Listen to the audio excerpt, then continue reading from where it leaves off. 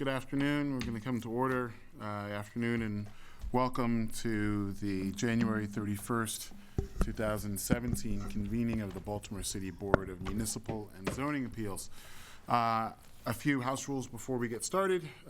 First, if you have a cell phone, a pager, or anything that plays any kind of audible sound, a ringtone, chimes, beeps, etc., we ask that at a minimum you turn such devices to a vibrate only, if not off position.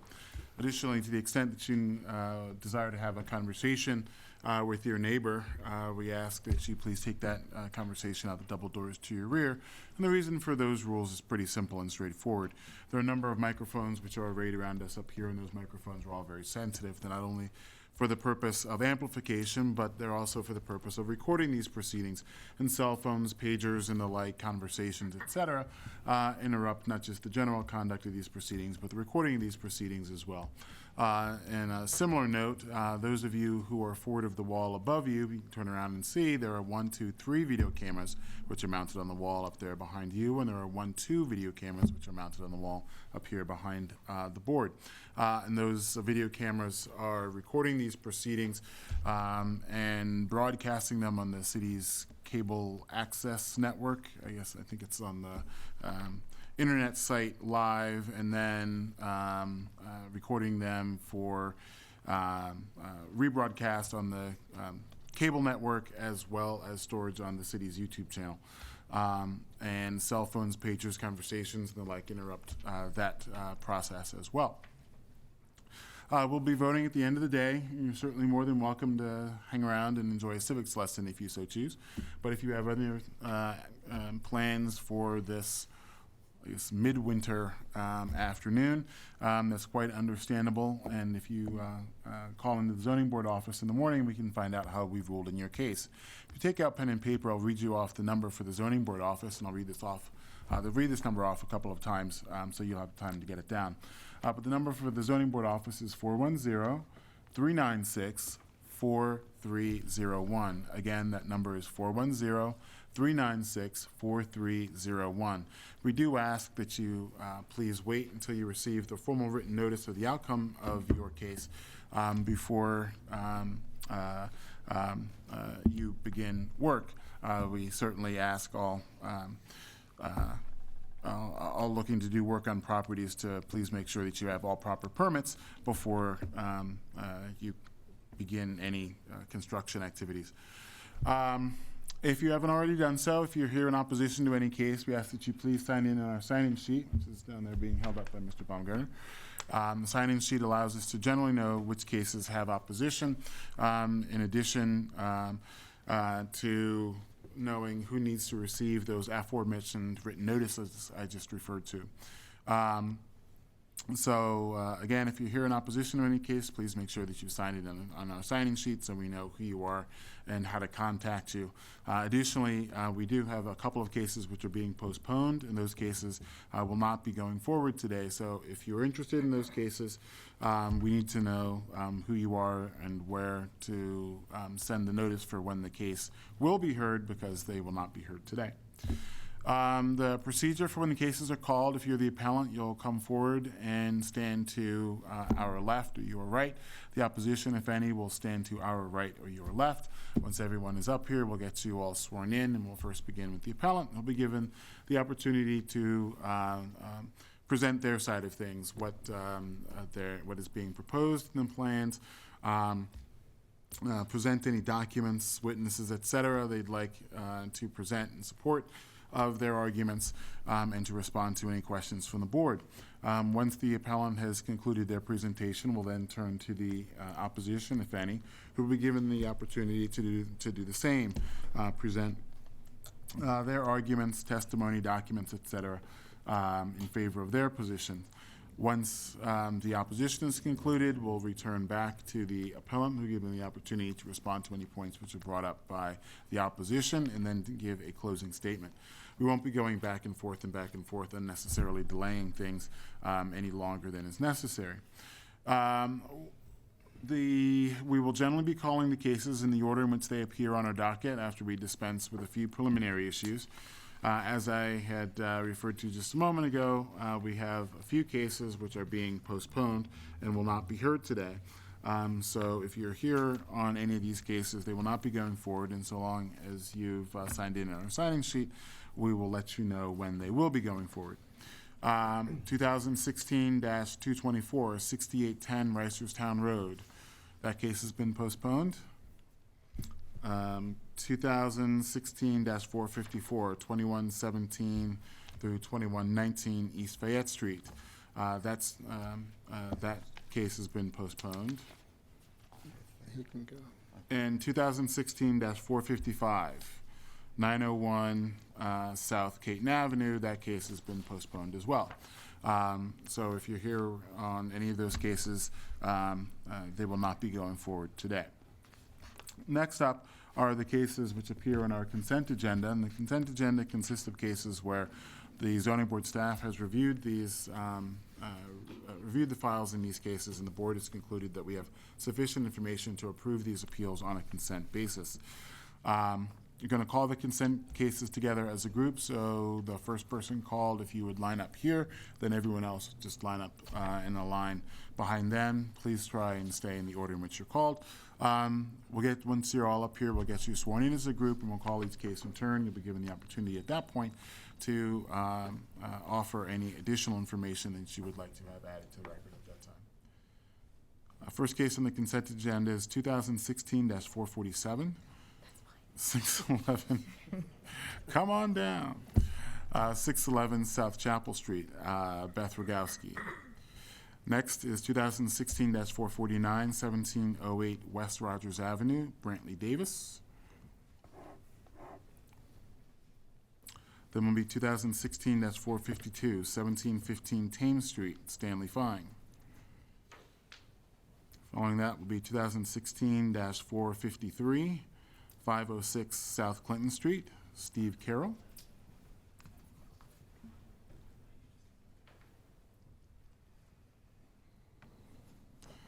And then will be 2016-457, 3523 Lucille Avenue, Lamine Samate.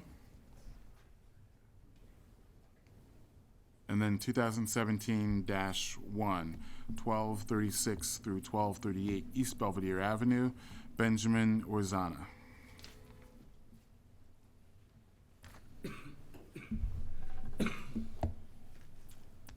Okay, I think that's everyone. All right, if all those intending to give testimony can raise their right hands and be sworn, please. Raise your right hands, please. Do you swear or affirm the testimony that you're about to give in this hearing will be the truth, the whole truth, and nothing but the truth? I do. Okay, calling the first case, 2016-447, 611 South Chapel Street, Beth Rogowski. So I've never done this before, and It's not an uncommon you're going to thing. put me first, but I want to say I've owned this property for 16 years, and I bought it, and the property is very special to me. My dad, this is a story, but anyway, so in 2001, we were visiting Baltimore, and this opportunity to buy this house happened, and I had been saving up for a brand new car, and instead I bought this house. And my dad and I spent the entire summer of 2001 fixing the house. We painted the shutters, and inside shutters. And then he passed away later. After that summer. And so I moved into this house, and it was just absolutely fabulous for me. It's a very small house. It's 560 square feet. I then, years later, fell in love, and we moved, and yeah, now I'm out of that love. And I want, it happens. Also not an infrequent occurrence. And so I want to move back into that place because it is so special to me. But a 40-something cannot deal with 560 square feet. I need a second bedroom. I need a bathroom that's bigger. And you might say, well, what is that extra 1.5 foot in the kitchen going to do for you? And you can see here, I can't even open the refrigerator or the stove. So that extra 1.5 foot is very vital to my health as I eat to live. So I don't know, as you can see, I have no idea what I'm supposed to say here. I've gone through this process, and people might complain about city workers, but I'll tell you what, it has been fabulous. From Yusuf down on this first floor, helping me with my plans, to Bob Henry on the 14th floor and Eddie Leon on the 8th floor. They have guided me through this whole process. And somebody said, oh, no, you have to pay someone like $5,000 or $7,000 to put this together. And they were like, no, we can help you through it. And they've totally helped me through it. And so I'm just thrilled because that's like a bathroom. Glad to hear that. So what am I supposed to say? That's it. Well, that's pretty much it. So just follow my lead. Ms. Rogowski, we have this as an application to construct a two-story rear addition onto a single-family attached dwelling. Is that correct? Correct. Okay. And Mr., I've forgotten your name already. Zelda, I think you introduced yourself as no Matt. offense. Matt DeSantis, Department of Planning. Afternoon, Mr. Filling in DeSantis. today for Martin. Yes. Planning does not have any comment to this request. Okay. And Ms. Rogowski, was there anything further you would like to add to supplement the record in your case? No. Okay. Well, in that case, you'll be pleased to know that the zoning board staff, having previously reviewed your application, we have determined that there is sufficient information to approve your appeal. So that's it? Wow, thank you so much. This has been so much fun. You're welcome. Pretty much. Yeah. You can stay if you want. You'll get a written decision. You'll get a written decision in the mail in about 2 to 3 weeks, and then you'll be able to get your permit at that time, and fare thee well. Awesome. Thank you so much. Best of luck to you. Next, 2016-449, 1708 West Rogers Avenue, Brantley Davis. Yes, hi. I'm Brantley Davis, the architect for the project mentioned from Hortcoop and Mock. I have the owner, Ernie Stanley, here with me. Afternoon, gentlemen. So we're just adding a 400 square foot addition onto the existing dining hall. It's sort of buried in the middle of their site, and it would not be visible from the neighbors either to the north or to the south. We reviewed the project with Eric Tiso in the Department of Planning. We have an upcoming meeting, I believe, on the 16th of February for the Department of Planning review.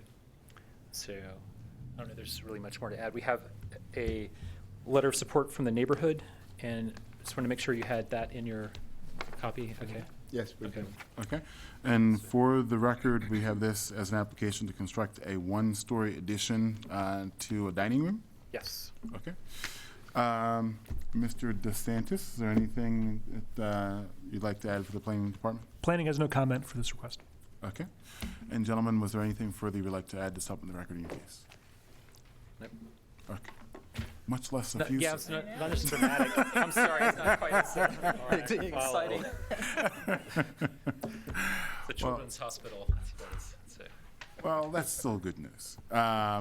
Zoning board staff, having previously reviewed your application, we have determined that there is sufficient information to review. Good luck. Great, you. Right. Thanks. Next up, 2016-452, 1715 Thames Street, Stanley Fine, or his facsimile, Caroline Hecker. Good afternoon. Caroline Hecker, Rosenberg, Martin Greenberg on behalf of the applicant. I'm joined by John Poss, who's the general manager of the new Sagamore Pendry Hotel at 1715 Thames Street. Afternoon. Director of Finance, but yeah. Oh, I'm sorry. Apologies. Jeez, she tried to give you a promotion. Give me a promotion, come on. All right, Ms. Hecker, we have this as an application to add outdoor table service and live entertainment and dancing to hotels, restaurants, taverns, halls, and outdoor swimming pools. Is that correct? That's correct. Okay. Mr. DeSantis, anything for the planning department? Yes. Planning Department staff has recommended approval with some conditions listed in the staff report, and I just want to make an amendment to those conditions. I guess so. Under there are two groupings for the conditions. There are three recommended conditions for live entertainment, those remain. And then there are 6 recommended conditions for outdoor table service. Planning would like to withdraw the 2nd, 3rd, 4th, 5th, and 6th bullet points under that grouping. So the 3 live entertainment conditions and the first outdoor table service conditions would remain in our recommendation. Okay, and if you could recite those applicable conditions for the record, please? All 4 of them? Yes. Sir. A copy of the use and occupancy permit for the premises must be kept on the premise and available for inspection by reps of Baltimore City at all times. A copy of the written approval by the BMZA of live entertainment provided on the premises, including details of any restrictions or limitations on live entertainment provided, must be kept on the premises at all and available for inspection by reps of Baltimore City at all times. A copy of all other permits and licenses required pursuant to the written approval of the BMZA must be kept on the premises and available for inspection by reps from Baltimore City at all times. And then the 4th, the minimum width of the waterside walkway on the pier as determined by the fire marshal must remain clear and unobstructed for emergency exit pedestrian use. Okay. Is that it? Yes, sir. All right. And Ms. Hecker, are those conditions acceptable to your client? They are. We've discussed the conditions with the planning department, and we are comfortable with their conditions as amended. All right. And was there anything further you would like to add to the record? I would just like to add a few exhibits just to supplement your record in this case. Anything further? That's it. All right. Zoning Board staff, having previously reviewed your application, we have determined that there is sufficient information to approve your appeal. Thank you very much. Thank you. Always a Take care. pleasure. Good luck. Next, 2016-453, 506 South Clinton Street, Steve Carroll. Yeah, I'm representing Steve. He couldn't make it today. He actually just gave me these papers and said, come on up here. Okay. And Mr. Carroll, well, I'm sorry, the name again was? Ron White. Mr. White, okay? And Mr. White, we have this as an application to construct a 2nd floor rear addition at this location, is that correct? Correct. All right. Mr. DeSantis, is there anything for the planning department? Planning has no comment to this request. Okay. And Mr. White, is there anything further you would like to add to supplement the record in your case? No, sir. All right. Zoning Board staff, having previously reviewed your application, we have determined that there is sufficient information to approve your appeal. Good luck. Thank you. Next.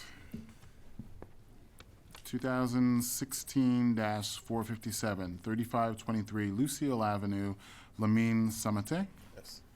Afternoon, sir. We have this application to construct a 1-story rear addition at this location. Is that correct? Yes. All right. And Mr. DeSantis, anything for the planning department? Planning department has no comments. Okay. And Mr. Samate, is there anything further you'd like to add to supplement the record in your case? No, sir. All right. Zoning Board staff, having previously reviewed your application, we have determined that there is sufficient information to approve your appeal. Okay. Good luck. Thank you. Last but not least, 2017-1, 1236 through 1238 East Belvedere Avenue, Benjamin Urzana, or Lee Giroux. Good afternoon. Afternoon, Ms. Giroux. We have this as an application to continue to use the premises as 13 dwelling units. Is that correct? That's correct. Okay. And Mr. DeSantis, anything for the planning department? Yes, Mr. Chair. Just give me 1 second. Planning recommends that this appeal, if approved, be subject to the condition that off-street parking in the rear of the property is provided in accordance with a site plan approved by the planning department. Okay. Is that it? Yes, sir. All right. And Ms. Giroux, is that condition acceptable to your client? It is acceptable, and we'd also like to add lighting as per the neighborhood association. We'd like to have that on all 4 sides of the building. Okay. And there'll be 12 parking spaces designated, including a handicap space. Dumpster will be provided, and it'll be, the conditions of the neighborhood association is that this building will be monitored. All right. And do we have a letter or something to that effect? They were going to send it in to us. Okay, we did? All right. Okay, you did get it last minute, okay. Great. And that's all we have. Thank you. Anything further? No, thank you. All right. Zoning Board staff, having previously reviewed your application, we have determined that there is sufficient information to approve your appeal. Thank you very much. Good luck. Thank you. All right. Next, is the remainder of our docket. I don't think there's any further opposition which is signed in, so we can skip the part that we normally get into. And we'll call the first case, which will be 2017-2, 1640 Clarkson Street. John Garner.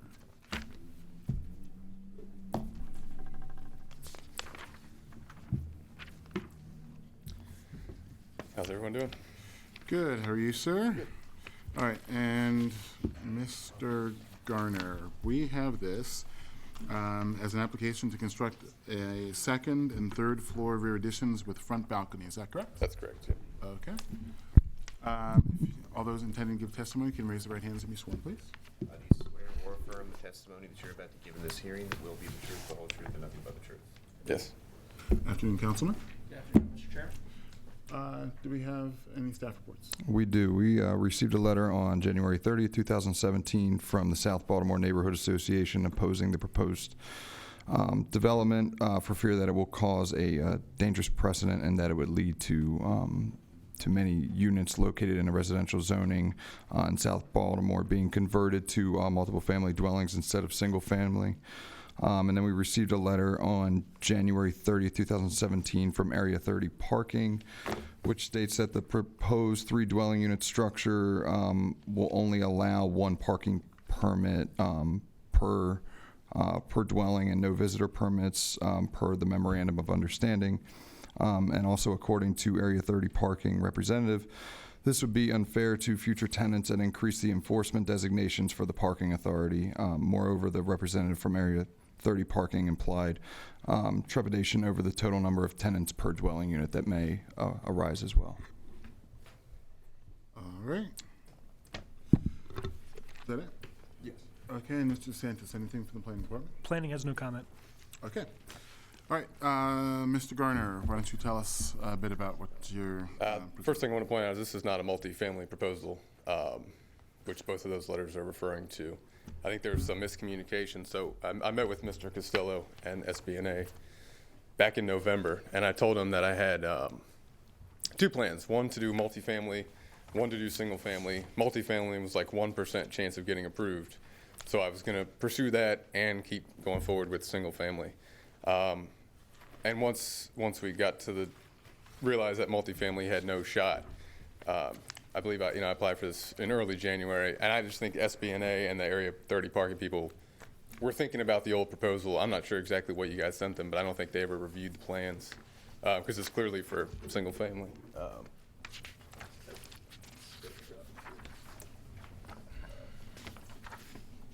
don't know if you, yeah. So yeah, it's single family house. I saw that same email. We have all them, but fine. I was kind of sad that they wouldn't take the opportunity to reach out to me personally and ask what was going on instead of just sending that letter, regarding a different sign. So I made myself available to all SBNA board members months ahead of time to discuss any concerns about the project. So just going single family, 80% lot coverage, pretty straightforward. Okay. So it's not your intention any longer to pursue multifamily at this location? Right. So as discussed with Mr. Costello and Jeffrey Veal, because this is an existing house, it would have to go through mayor and city council approval. And the only way Mr. Costello would introduce that is if I had approval from SBNA and the parking authority. And they both, well, I hadn't heard from the parking authority before. They hadn't come down with a full decision. And I actually hadn't heard from SBNA either until Monday. So once they chimed in with that, they kind of, didn't reach out to me to discuss it any further. So, but I guess that kind of makes their opinion clear at this point. Okay. Well, I think it might be appropriate at this point to jump to the councilman, because I think that his concerns were along the same line. Thank you. Councilman Costello. Councilman Eric Costello, 11th District. I provided a letter earlier to staff. If you scroll to the second page of that, you'll see the initial email I received from Mr. Gardner. I can only speak for myself and say that at no time during this discussion or this chain of discussions that Mr. Gardner and I had, which included 4 or 5 back and forth emails and 1 in-person meeting in my office, and I believe a subsequent conversation that he may have had on the phone with my staff. Was there any discussion of any other plan other than to potentially convert this to 3 dwelling units? I cannot speak for the content of his discussions with South Baltimore Neighborhood Association President Mike Murphy or Area 30 RPP representative to the Parking Authority, Cynthia Griffin. But I will say that in my discussions with them over the weekend, in no way, shape, or form did they indicate in any capacity that there was a discussion about a second plan to expand this property and do a single-family dwelling unit, as opposed to going through the process to create a multifamily dwelling unit. After speaking with them and hearing where they and their respective boards were at, in no way would I ever support an ordinance to do this. I have done this in other neighborhoods in my district that I represent, specifically at least 2 times in Federal Hill, coupled with a ordinance to modify the parking management plan for the RPP area to ensure that there were parking management protections in place. So I think at this point, I haven't been privy to any discussion about doing a single-family dwelling unit, and I don't believe that the community has either. So this is, there was a failure on Mr. Garner's part to successfully gain their support. After that failure, I don't know that there was any communication other than for Mr. Garner to go down to BMCA and apply to be on the docket here. Happy to answer any questions, Mr. Chairman or Commissioners.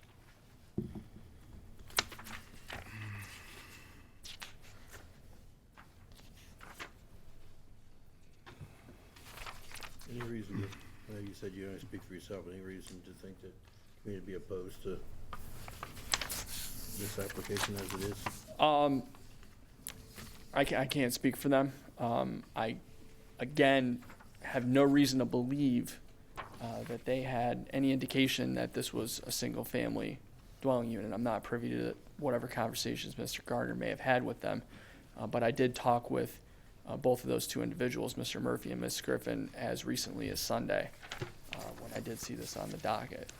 So as a matter of practice, I review this Planning Commission, UDARP, Liquor Board, CHAP, every Board of Estimates, every docket for a citywide board to see what's in my district. And when I noticed this, I reached out to them because I was a bit confused because I hadn't heard anything from them and hadn't heard anything from Mr. Garner. Any idea what's actually on the posted sign? I do not. I suspect, Commissioner, that would be a question that staff may be able to answer, or Department of Planning. Yeah, I believe it says 2nd and 3rd floor rear addition with front balcony on these premises in whatever district. Yeah, it's on the blue sheet there, yeah. So I guess that's the question. Are there any issues with single family? Yeah, I presented at the November meeting for about an hour. And obviously most of the focus was on multifamily because that's the new and unusual topic. We did discuss with several general members as well as board members what I would do to the property if I couldn't get that conversion. That I didn't give them floor plans or anything because for single family it doesn't require, their approval. So that's why. And I did, I emailed them November, December, right around New Year's as well, offering to discuss, meet in person, whatever. So I wasn't taking up on any offers. So, Councilman, I guess from your comments, both in your letter and today, as well as the comments in the community's letter, it seems like the concern centers around multifamily use of the property. Is that correct? Yes. Okay. And Mr. Garner, would you be willing to agree to a condition, were we to approve this application, that the property would not be used for multifamily use? Oh yeah, that's great. Yeah, I mean, I was on board with Eric. If the neighborhood association wasn't in favor and parking wasn't in favor, it was dead in the water. I hadn't heard from either party, and it didn't make sense for me to, I presented to them in November to hold my single family plans back while waiting on them. I lose 3, 4, 5 months. It didn't make sense to just hold one plan while waiting to hear from somebody else. So I had both plans going, that's fine with me. I was And just- Councilman, Posting. if the applicant, I know that you can't speak for the community associations, but if the applicant did agree to a condition restricting or prohibiting any multifamily use of the property, would that at least address your concern? If the community, so begrudgingly, I would say yes. I think if the community were comfortable with this and were aware of the fact that this was just for a single-family dwelling unit and had an opportunity to chime in on that, I would see absolutely no reason for me to be here and intervene. Yeah, I think it's really just a miscommunication. Well, how about I jump in here? Sorry. If you, just a minute. David, do we know what we look like for 2 weeks from now? Oh, we're fine. We could. Okay, all right. If we postponed this today so that you could then discuss your plan with the community association, and we would postpone it until the next hearing date. And then that would give you, presumably with the assistance of the councilman's office, the opportunity to discuss with the community association what your plans are and the fact that you're willing to agree to a condition eliminating any multifamily use. And if at that point they would be willing to withdraw any objection to your plan, would that be something you'd be interested in doing? Perhaps, but could you take a look at their letter again? I mean, it specifically says in there that they typically don't oppose anything, and then it specifically addresses multifamily. So I think they're kind of alluding in there to the fact that they would have no problem with single family. I can. I mean, if you like look at the reading the letter, I mean that's almost.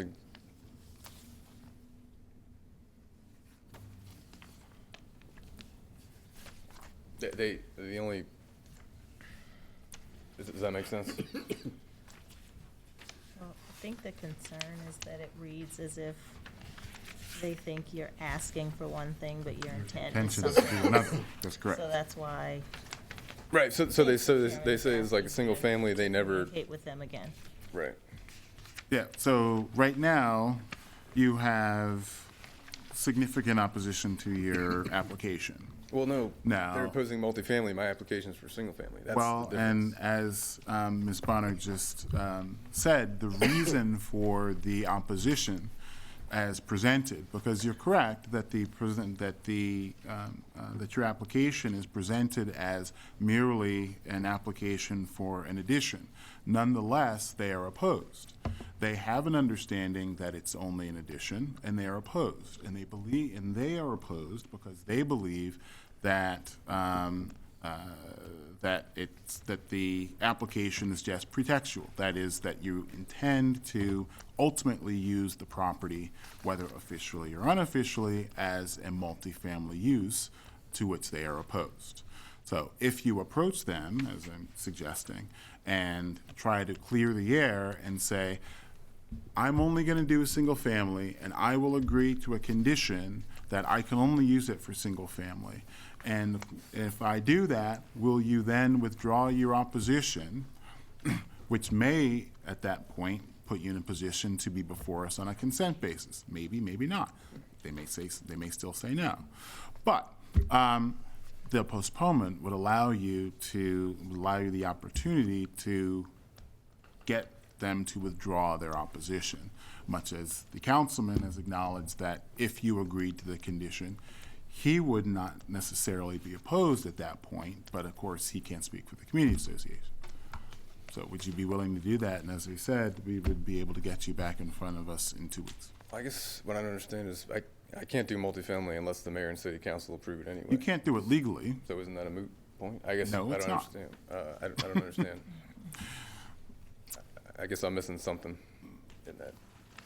Right now, you have opposition. I'm giving you the opportunity to get rid of your opposition. Okay. Do you want to get rid of the opposition, or do you want to proceed with in the Well, face of it? I would like to, but I guess I'm kind of confused at how they sent an email the day before without contacting me at all. It seems Well, kind of weird. whatever communication I don't happened know. or didn't happen, Yeah. where you can't really speak to that. So it's the board's interpretation that SBNA is questioning my integrity by saying I'm trying to get this approved and go behind Yes. their back. Okay.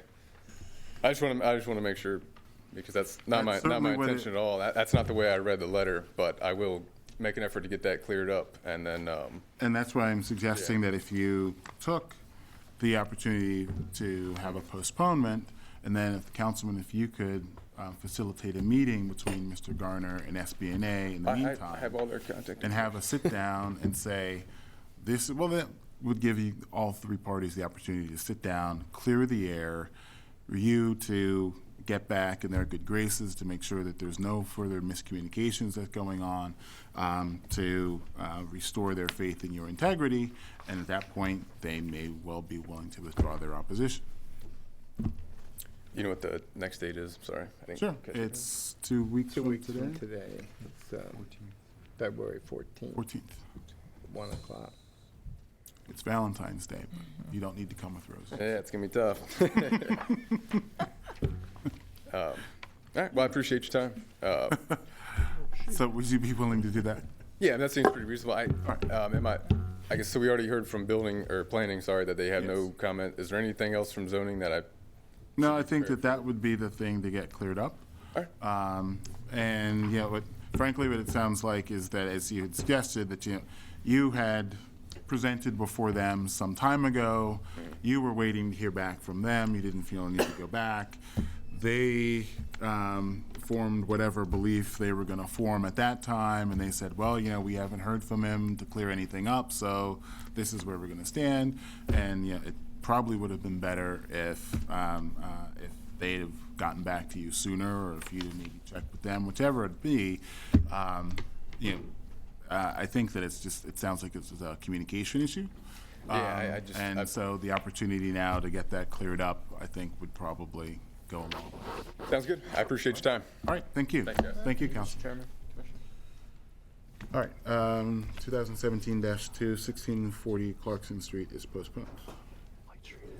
2016-270, 124 through 132 East Trenton Street, Sharuk Paracha.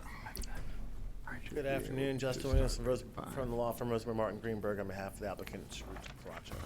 Afternoon, Mr. Williams. I was wondering why you were We had a still request lingering. a postponement on the some miscommunication grounds as well with the zoning office. Sure. For 2 weeks, if you wouldn't mind. Not a problem. Looks like it was postponed from October, so another couple of weeks. 4 weeks. Doesn't hurt. 270. 270. Got it? No problem. Okay. Thank Great. Thank you. Good luck. Next, 2016-442, 1403 Bank Street, Mark Bollinger.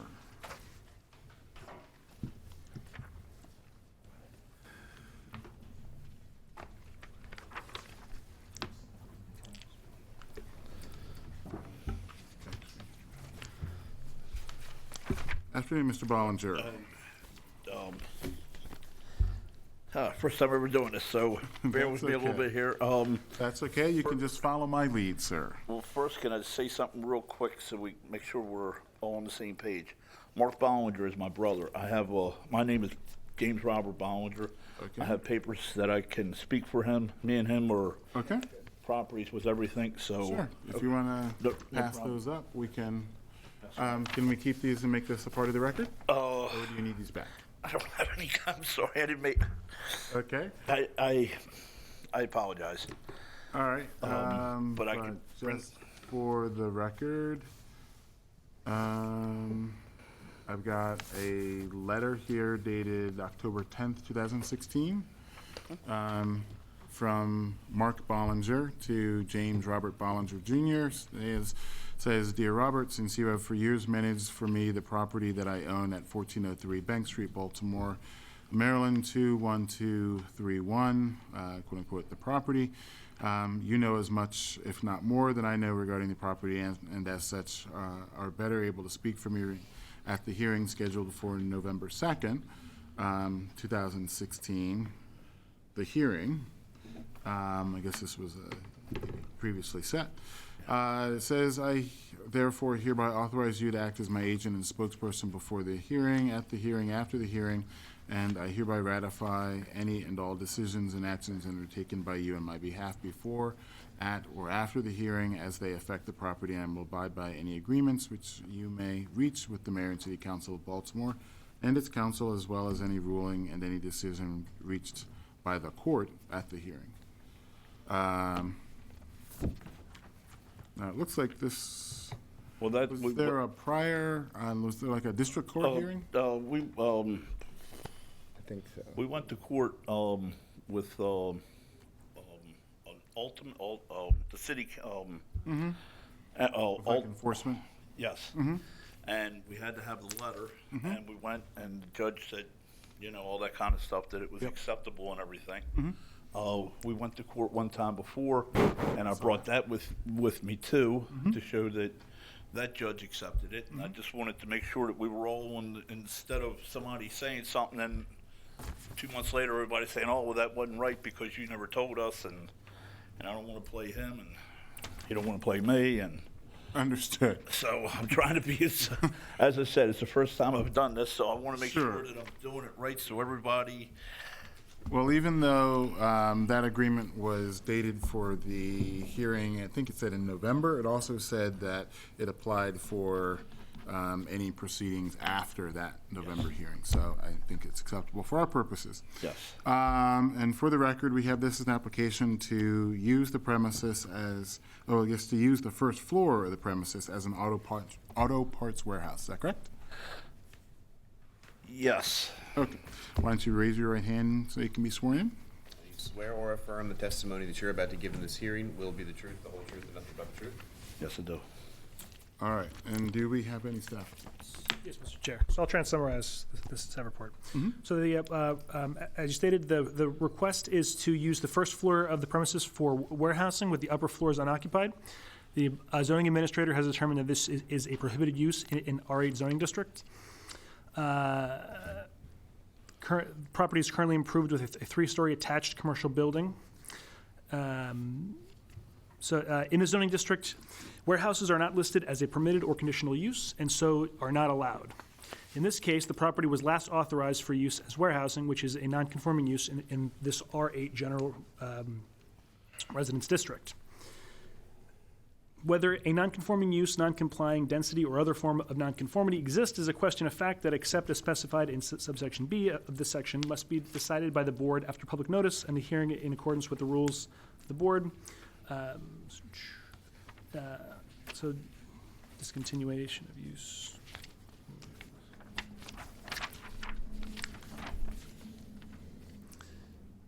So ultimately, the planning department staff recommendation recommends disapproval of this application unless non-conforming use of the property has not been discontinued or abandoned. Okay. Mr. Bollinger.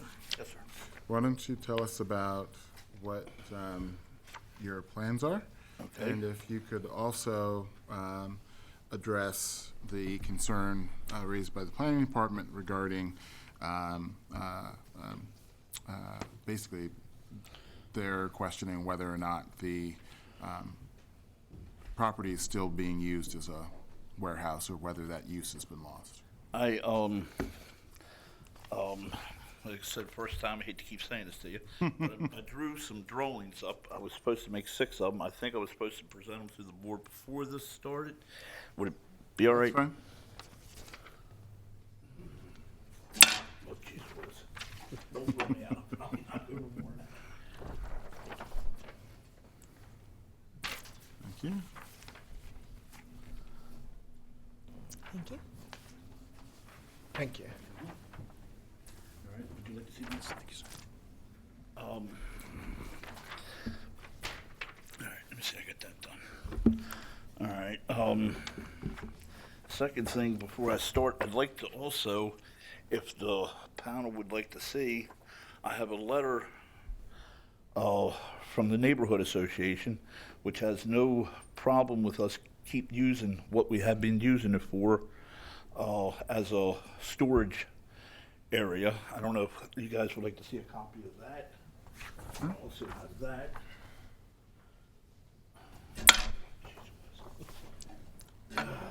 Come on, guys, get me out of here. I'm not the place.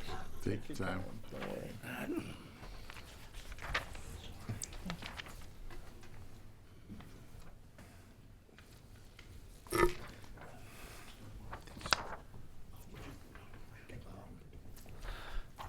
I asked the court for my, I forgot the other one from the other association. I apologize. It's Little Italy Homeowners Association. I forgot to bring it. They basically said the same thing. They have no problem with what we're doing with the property and everything else. One last thing before I start, if I could do one more. If I could hand out these pictures and you guys could pass them, you can see where we had the building at start. I have them numbered in there.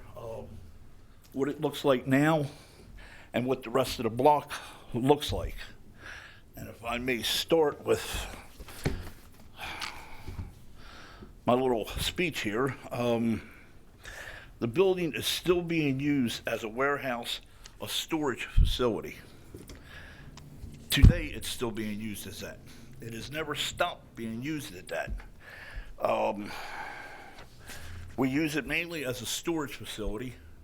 We don't go in it every day, but we do make it a point to go up there once a week and go through the facility just to make sure everything is okay. Basically, what we use it for is we have property on Bank Street and Eden Street. And with having rental properties, we're buying material. For example, we had to buy an 1.5 inch piece of PVC pipe, 4 foot. If we buy 10 feet, we can get it for the price of the 4 foot. So we bought a 10-foot piece. So the 6-foot piece is left over, and that's what is in storage. It's nothing flammable in there. There's no paint, no glue, no nothing of that type in there. It is a 3-story building. All floors are wide open. There's no study, no insulation. There's nothing in there except the storage stuff that we have. I'd like to go back and say one more time that the building has never stopped being used for storage. We went, and I think this might be important, we went to the meetings given by the city zoning back in 2006, 2007. We were told, Bob and Mark, me and Mark, my brother, we were told then that our property would be grandfathered in. There would be no need to worry about anything. And the reason I say that is because we have a piece of property at 400 and 402 South Eden Street. It is a carry-out restaurant, and there's living spaces upstairs. That still stays, that is still a restaurant and everything else. It is across the street, right down across the street from it. That has not changed. We have a parking lot on Eden Street, which is around the corner from that place. It has not changed the zoning. For somehow or the other, and I don't know how, but 1403 all of a sudden became a residential. We were never notified about it, that it was changing. We were never notified that anything was happening to the thing. We got a letter from the city saying that you're in violation. We've been going through this since '07 about you're in violation, you're out of violation. So we went down to the city, and I pulled up the zoning on it. And I only made one, well, I only have one of these, and I apologize. But to give you from Baltimore City, it still states in here, also reduced to occupancy, now used and permitted as a warehouse and storage unit.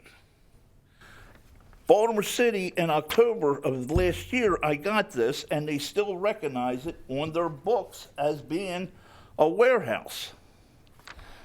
I also, won't be that much, I'm sorry. That's okay. I also, am I right to keep talking? Mm-hmm.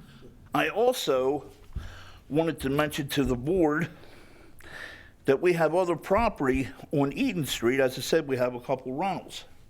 They were zoned commercial, even though they were a house. That area was all heavy industrial and stuff like that.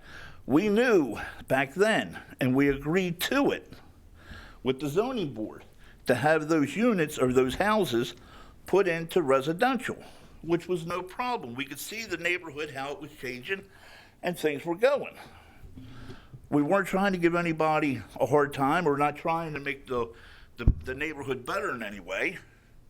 But the properties that we had, that we were insured, that we were grandfathered into, this one out of those three has gotten changed. And no offense, but when you go to the city, and you say, hey, well, who's the one that signed it and said it wasn't? Everybody kind of, just one more if I could. I pulled these off of the computer, the property taxes and stuff like that. I wanted to also show you in the 1400 block of Bank Street, which I have the, what did I get? Oh, here. I have the papers. There's 4 other ones on Bank Street. 1419, 1423, 1431, and I was unable to get H&S Bakeries, their warehouse for storage facilities address, but I pulled these up, and as I said, they're listed as the board might want to see, and I'm sorry I only made one copy of these, but they are commercial. One, as you can see in the pictures, one is a liquor store. The other 2 are lots. If you want to, how you got, but they're businesses that are in there, and they haven't been changed to I've talked to these people. I've talked to these people, and you can see I'm from Little Whitley, doggone it, and I'm not Italian. I still talk with my hands. As you can see, they haven't been bothered. I've talked to these people, and I've asked them, have you ever got any notification of anything? No. What are you talking about? As I said, all the property, everything I had, I don't want the zoning to be changed.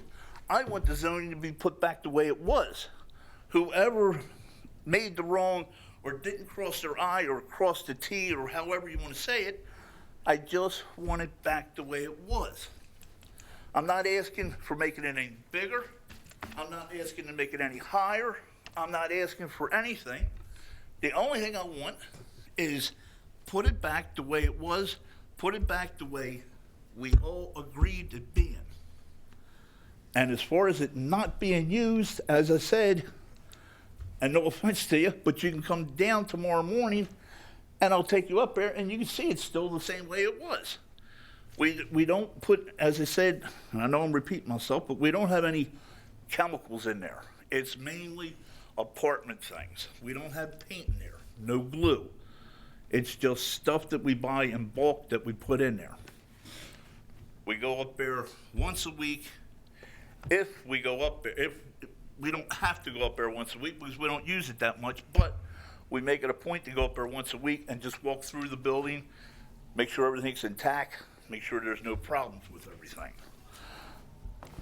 Okay, so if I'm following you correctly,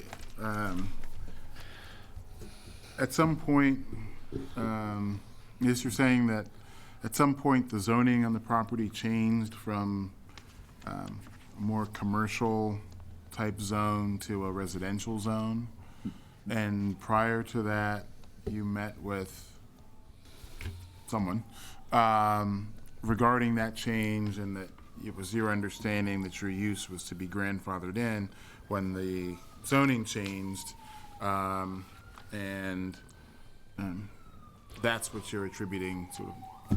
That's the only, I mean, and I'll say that as far as your request to restore the zoning district back to what it was before, we can't do that. Our focus for this hearing is whether or not to permit the property to continue to be used as a auto parts warehouse, or I guess as a warehouse, with respect to the first floor. Right. The concern raised by the planning department was that that any warehousing use may have been lost. It's your contention that there was never any abandonment, that you continually use the property as a warehouse. You continue to store things there. You and your brother will periodically visit the property at least once a week to look and make sure that everything is okay, and presumably also, I guess, when needed, take materials there or take materials back to where you need them. There was, I guess, during your presentation, I took the opportunity to look up, because the authorization that you had provided us referred to what appeared to be a matter in the district court, took the opportunity to look that up online. And it appears there's some, I guess, receivership case that's supposed to be, I guess, tomorrow regarding the property. So why don't you tell us a little bit about that? well, the city wants us to take the property and,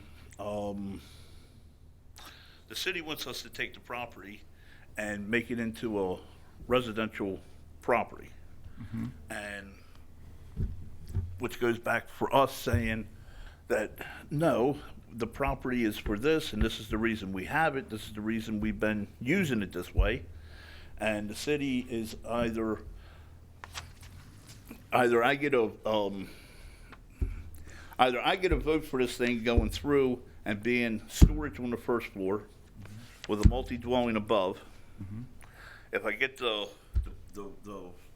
way I want it, being a storage and a multi-unit above it, then I can take the bottom floor and have it, it'll be zoned that way, and then I'll be able to use it and continue to use it, and the city will let me alone, won't bother me because it's zoned the way it's supposed to be. If I don't get a zoning from the board or however this works, then the city wants me to go and make apartments out of it. And if I don't, then the city is going to take the property from me. Okay.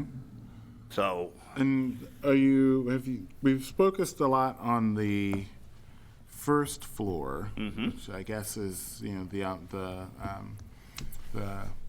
application here is for the warehouse use on the first floor. You'd mentioned a multifamily use on the upper floors. Is that something which you're currently doing or prospectively doing? as I said, the building is just walls. Okay. Walls, floors, and steps, that's it. There's no electric in there, there's no plumbing in there, there's no water in there. There's nothing in the building, it's just walls. We see the writing on the wall. We know that this isn't gonna last for a long time. But for right now, for the next couple of years, this is what we need. And then we'll probably be back up here approaching the board saying, hey, we want to have the thing zoned for 3 apartments. But right now is not the time for us to have it done. If you look at the pictures that I gave you, I think it was the very last picture that I presented to you guys, is this one right here. This right here was part of that yellow building right here on the end. This is the building now. What we've done to it, as you can see, is we totally gutted the building. we have 3 apartments in there, which is next door to this. All right, which is next door to it. And you can see also that we cleaned the building up, the old building that was in question. We did clean it up to make it more presentable and make it, you know, so it's part of the neighborhood. But this building on the corner that I keep talking about, I guess you could say 1401, this is 1403. This, we have 3 apartments in it. We've done it from the roof all the way down to the basement. That's what this is gonna be. But it's not gonna be right now. I don't have the money to do it. So if I could get the thing zoned the way it was, or put back the way it was, I keep saying, I don't wanna go with the rezoning it because it was never unzoned as far as I was concerned. As I said, we've never stopped using the thing as a warehouse to this day. I don't know where or who ever came up with the idea that it stopped being a warehouse. But, and as I said, it kind of looks like to me, and I think you've all seen this, even the city or the planning down there even says it's still as a warehouse. Did you ever get a vacant building notice? Yes, that's why we're in with we're in. So when a vacant building notice was issued, they declare the building vacant and it doesn't have any authorized use. And that's what triggers the, whether or not the non-conforming status of the warehouse is still legally established or not.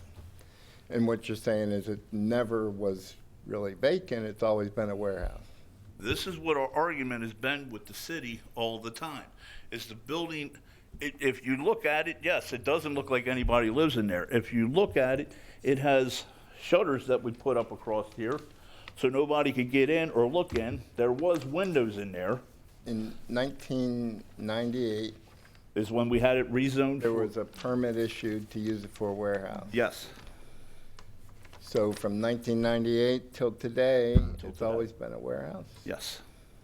However, in 1985, there was an appeal before the board that authorized 3 dwelling units. But apparently No. That, you got the wrong address. That was for 1401, or known as 401 South Eden Street. Well, this says 1403. It also says a banquet. So Okay. this appeal in 1985 was actually for 1401. Right. So, and that's where your 3 dwelling units are. Right. So this was never intended to be 3 dwelling units.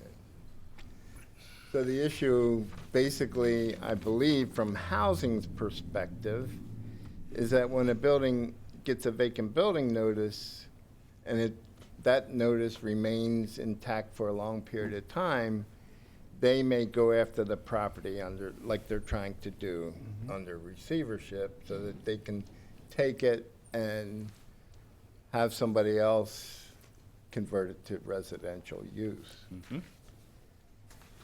So the question is, really, for the board to determine whether or not that non-conforming warehouse use has ever been actually abandoned. If it hasn't been, then you're entitled to continue to use it that way. So that's what we need to Thank you. Yes. decide. And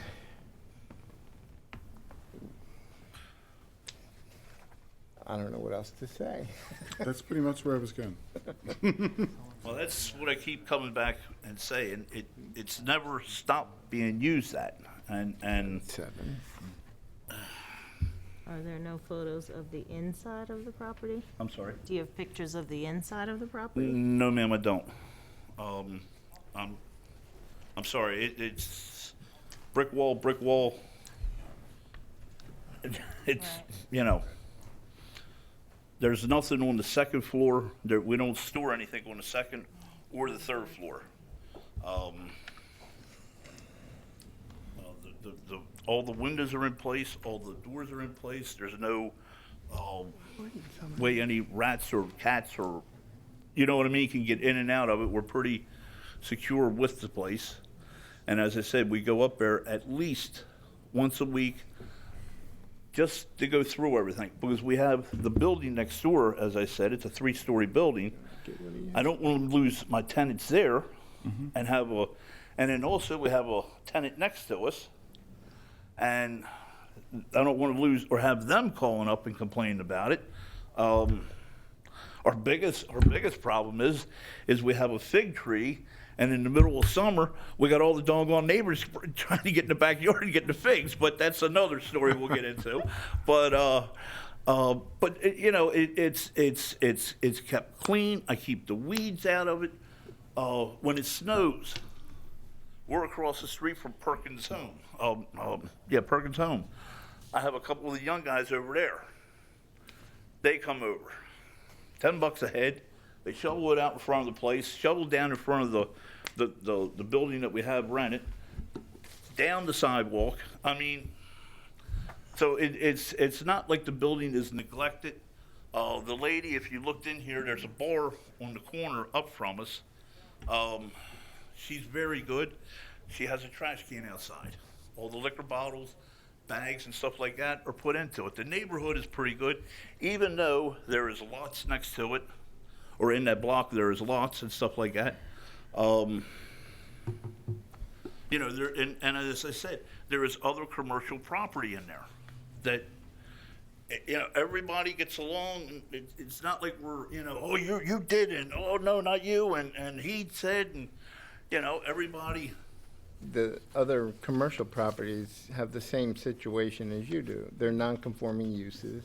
They're allowed to continue, but if they ever abandon their use, they can't go back. And I agree with you, and I'm nodding my head and everything. You're right. But the problem that I keep coming up with is we've never stopped. Okay. The only other way I can prove it to you is we all get up and we'll ride down there and you can take a look at it right now. I mean, it's not. Well, I think what the record reflects is that you provided a testimony that that it's been continually used. There's no one saying anything different. There is record of at least one vacant building notice that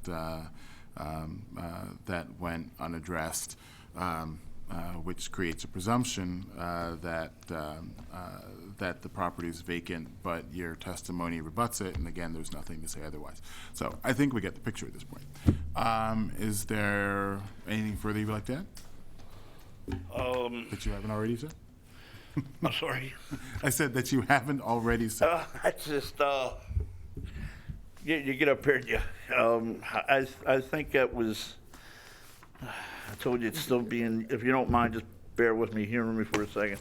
I told you it's still being used. I told you we went to the zoning hearing. They told we were grandfathered in. I got other property that's still commercial. We have other property that was put, okay, building our zone, yeah, okay, and I told you about the other buildings on there, on the same 100 block that are a liquor store, storage lots, H&S Bakery. Ladies and gentlemen, I thank you all for your time. I hope I didn't repeat myself too many times. No, I will. I'd say it was fun, but boy. We won't take offense. You can have those back. Do you want us to keep those pictures for the record, or do you want to keep the pictures? If you, I know you've got a case tomorrow, so if you need to hold on to those, that's completely fine. Okay, if the board needs anything, 'cause I don't even know what I could do with them now. If the board needs anything or anything else, I'll be more glad to come up at any time. If I think you got it. If the board wants to come by, you're more than welcome to come by and take a peek in there and everything else. Okay. Coors Light, huh? In the future, though, if you get a vacant building notice on the house, you probably want to be a little bit more proactive next time to address it. But that's. You got a point there. Eli Alderman, Is that Ilya Altman. Ilian, I'm sorry. I always say it wrong.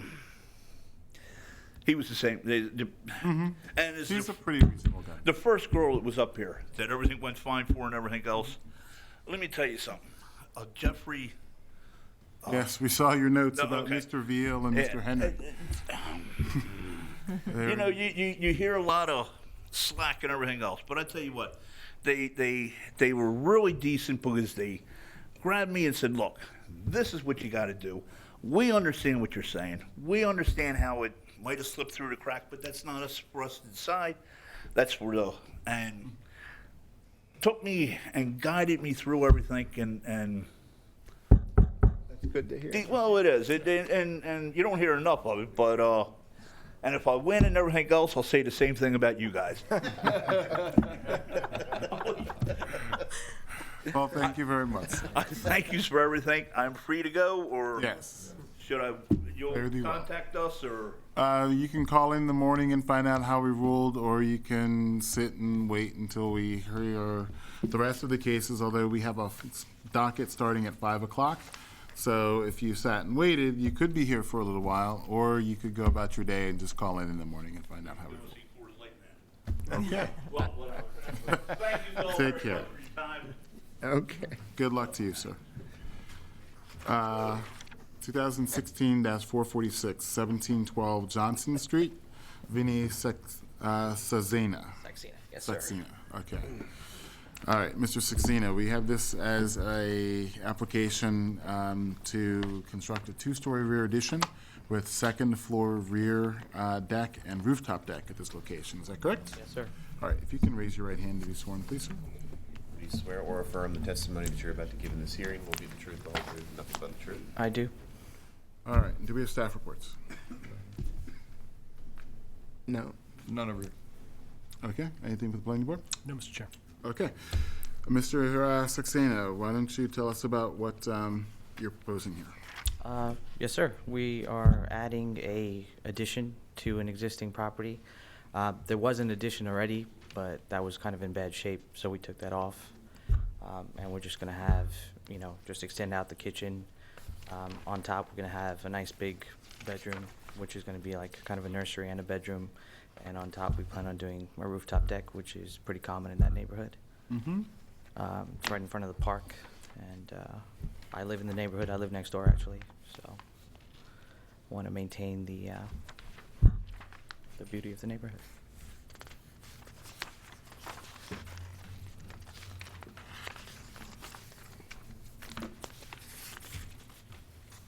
Just a second, gonna unfold the plans here.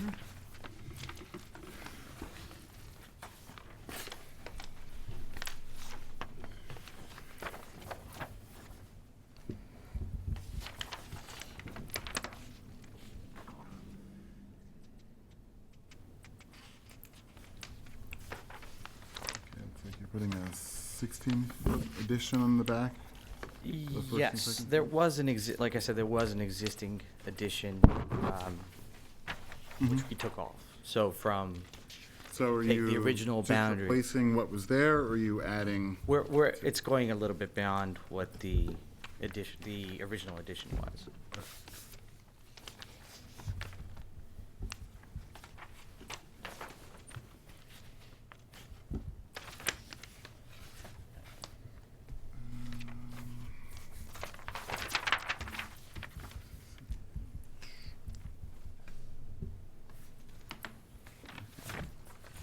It looks like by the end of it, you'll have 15 feet left, and about 8 feet of that, like the air, in the air, 8 feet of that will be taken by the rear deck / stairs. Yes, sir. All right, and there's only an 8-foot alley in the back.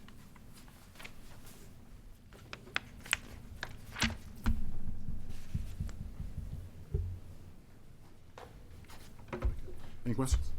No. All right, thank you. Thank you.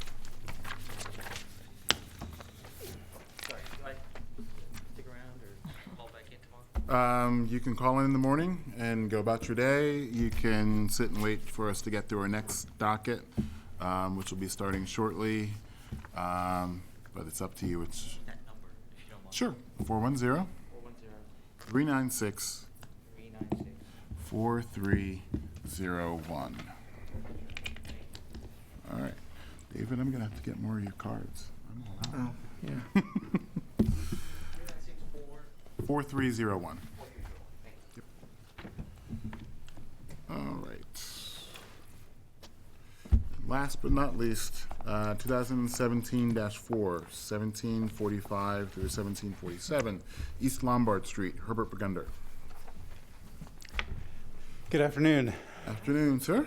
Come on. Good seeing you again. The good side. I guess that remains to be seen. Yes. All right, Mr. Burgunder, we have this as an application to subdivide the lot and to use the real property known as 1745 East Lombard Street as a single-family dwelling and the real property address known as 1747 East Lombard Street as a bed and breakfast establishment that will contain 3 guest rooms on the 2nd and 3rd floors and 2 retail establishments on the 1st floor. Correct? Yes, except for we're amending our request. I'd submitted a letter to Mr. Vaught yesterday. There was some confusion over what we could do, and we went down the path of pursuing the bed and breakfast, but we can't physically do that because it requires 5,000 square feet of land area, which we're not even close to having. So we've withdrawn our request for the bed and breakfast. Okay. But the main purpose here is that we need to, the property was consolidated some years ago, and we're looking to re-subdivide it by putting back in the wall, the partition wall between the properties. And to do that, we've filed with Mr. DeSantis for a subdivision of the property under the subdivision regulations. They require that because the building, frankly, covers the whole lot and probably has so since 1910 or so when the property was built, if not before then, we are required to come before the zoning board to seek approval to either continue the non-complying structure as it is or to seek variances for lot coverage and setbacks, which obviously don't exist because the building since 1910 has covered the entire property. The property was, and if I'll proceed by way of a proffer, the property was 2 separate lots, 1745 and 1747. Even in the deed, they remained as 2 separate lots, and so we have the descriptions for them. So we're seeking to re-subdivide what had previously been consolidated, to put it back to the way it was historically. The property at 1745 would be a single-family dwelling. The property has been used for many years, for 50 years, as a hardware store, and so we're seeking to replace that. We bought the building in May of last year when the hardware store closed, and we're seeking to replace that. We would like to amend our petition to have, and I submitted this to Mr. Vaught as well, to have the 1st floor used as offices in the front, and then in the back, some sort of general retail under the new zoning code, but under the existing zoning code, we listed it as variety store, card store, or food store, which would be as best I could come up with as a general retail in the rear.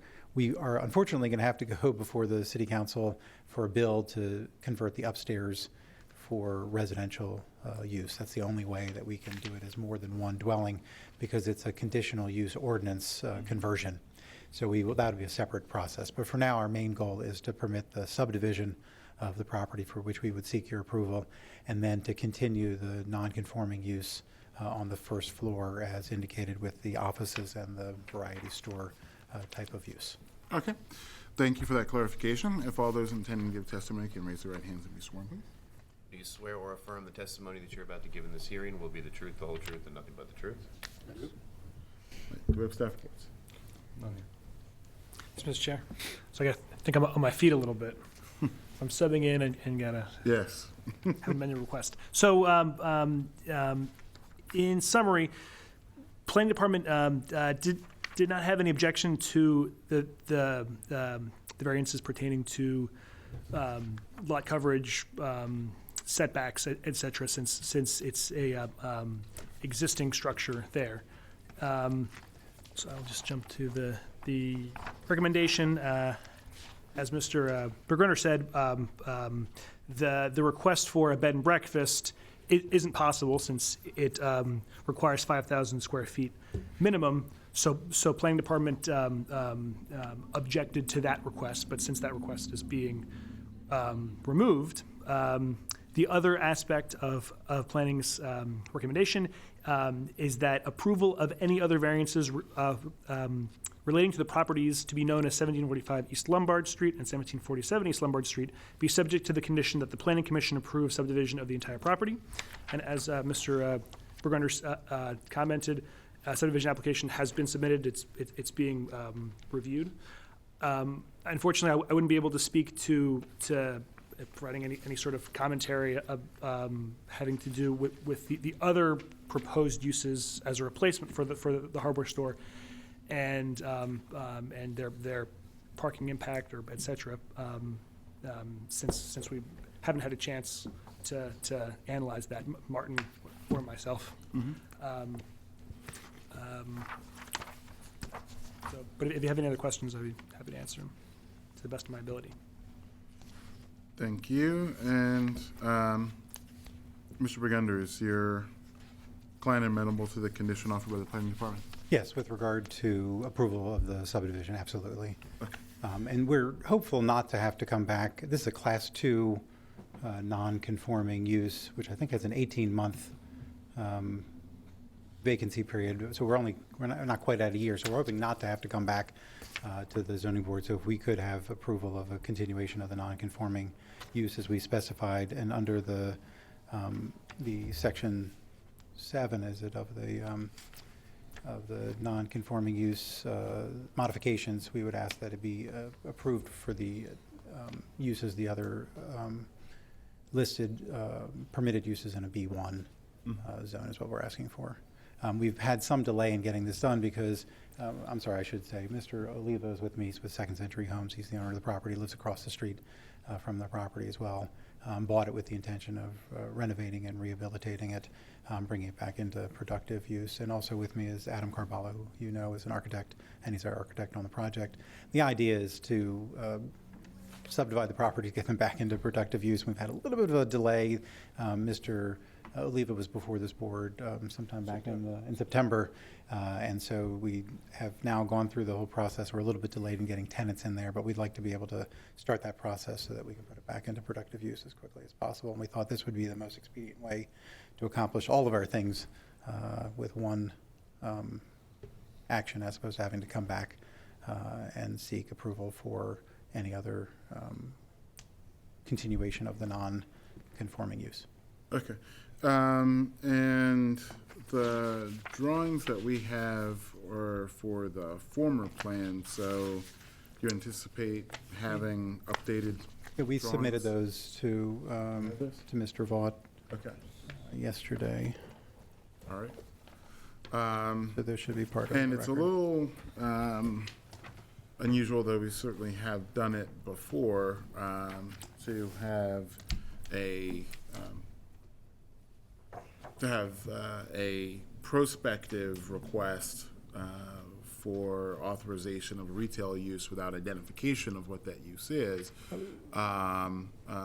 But because typically we ask for more detail regarding the, for example, I guess here what would be the retail use.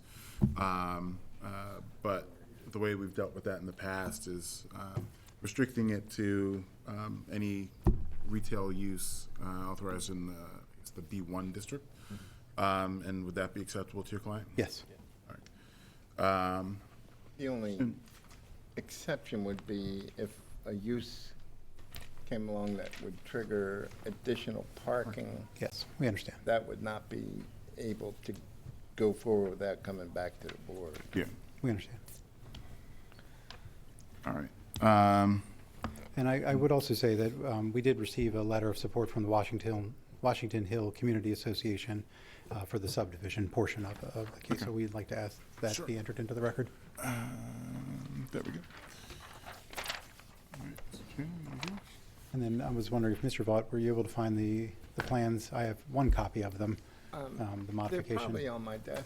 Yeah, I was going to say. I'll submit another copy of them. Correct me if I'm wrong, too, really the only switch outside of removing the bed and breakfast revision was just labeling which commercial use you want to put in their respective retail. Yes. Yeah. So. Okay. Okay, any questions? All right. Thank you for your John. time, appreciate it. Yep, take care. All right. Completed before 5 o'clock.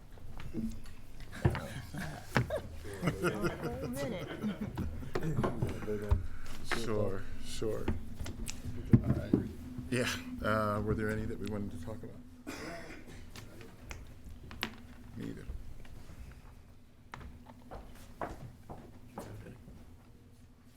No. Okay.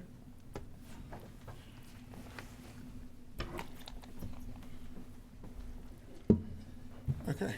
Let me know when you're ready, Derek. Okay. 2016-224, 6810 Reisterstown Road was postponed. 2016-270, 124 through 132 East Trenton Street was postponed. And you wanted to get on the next time, is that right there, David? Yeah. Okay. 2016-442, 1403 Bank Street, I'm a yes. Yes. Yes. Agree. 2016-446, 1712 Johnson Street, I'm a yes. Yes. Agree. 2016-447, 611 South Chapel Street was by consent. 2016-449, 1708 West Rogers Avenue was by consent.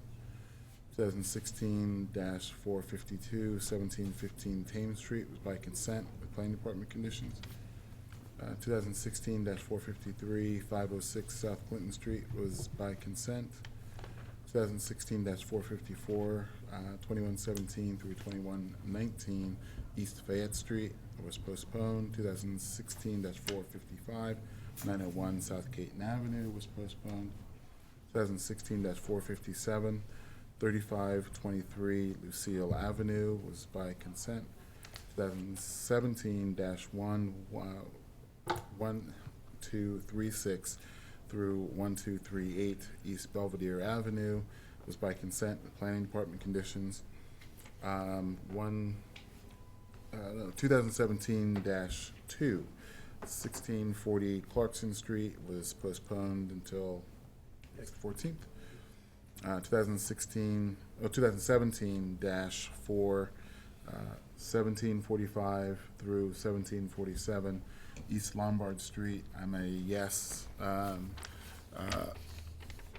As revised, according to the submitted plans, and with the restriction that that the commercial use is approved for any retail use within the B1, except those that would trigger the increased parking requirement. Yes. Yes. Yes. All right. For 2017-1, 1236 East Belvedere, there was a reference to a condition from the community. Yeah, I think they said there was a letter. We have the letter. Yeah, David said that it's in the file. Yeah, and I have the notes for you. Yeah, I got there are it right conditions that they said that are in it. So it's also gonna have to incorporate There, that, that agreement with the community association. yeah.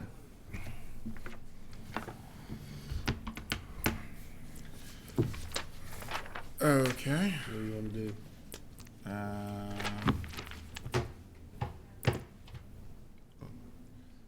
You need to be done, you be out of here by when? If I'm walking out by 6, I should be fine. Well, if we start in the next few minutes, then this thing is tight. She was here for a Oh, she long was here? time. Yeah, she's Oh, okay. probably just Oh, in there the she hall. is. Uptime. And I know that Lee is here, One's consent, but and then I'll, yeah, I think we can start. Or would you? Julie, is Lee out in the hallway?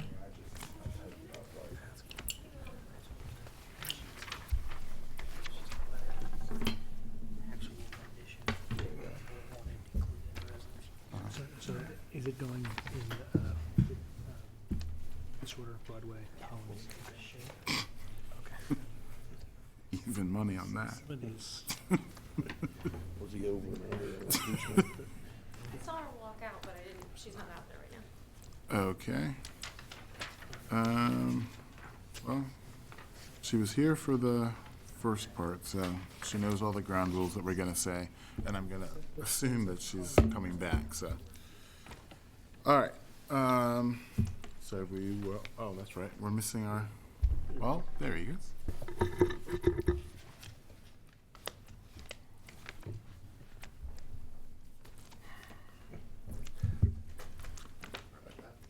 All set? He's going Okay, and we'll go on the record. Good evening and welcome to the 5 o'clock docket for the January 31st, 2017 convening of the Baltimore City Board of Municipal and Zoning Appeals. Some house rules before we get underway. First, if you have a cell phone, a pager, anything that makes any kind of audible electronic sound, thing plays a ringtone, beeps, chimes, etc.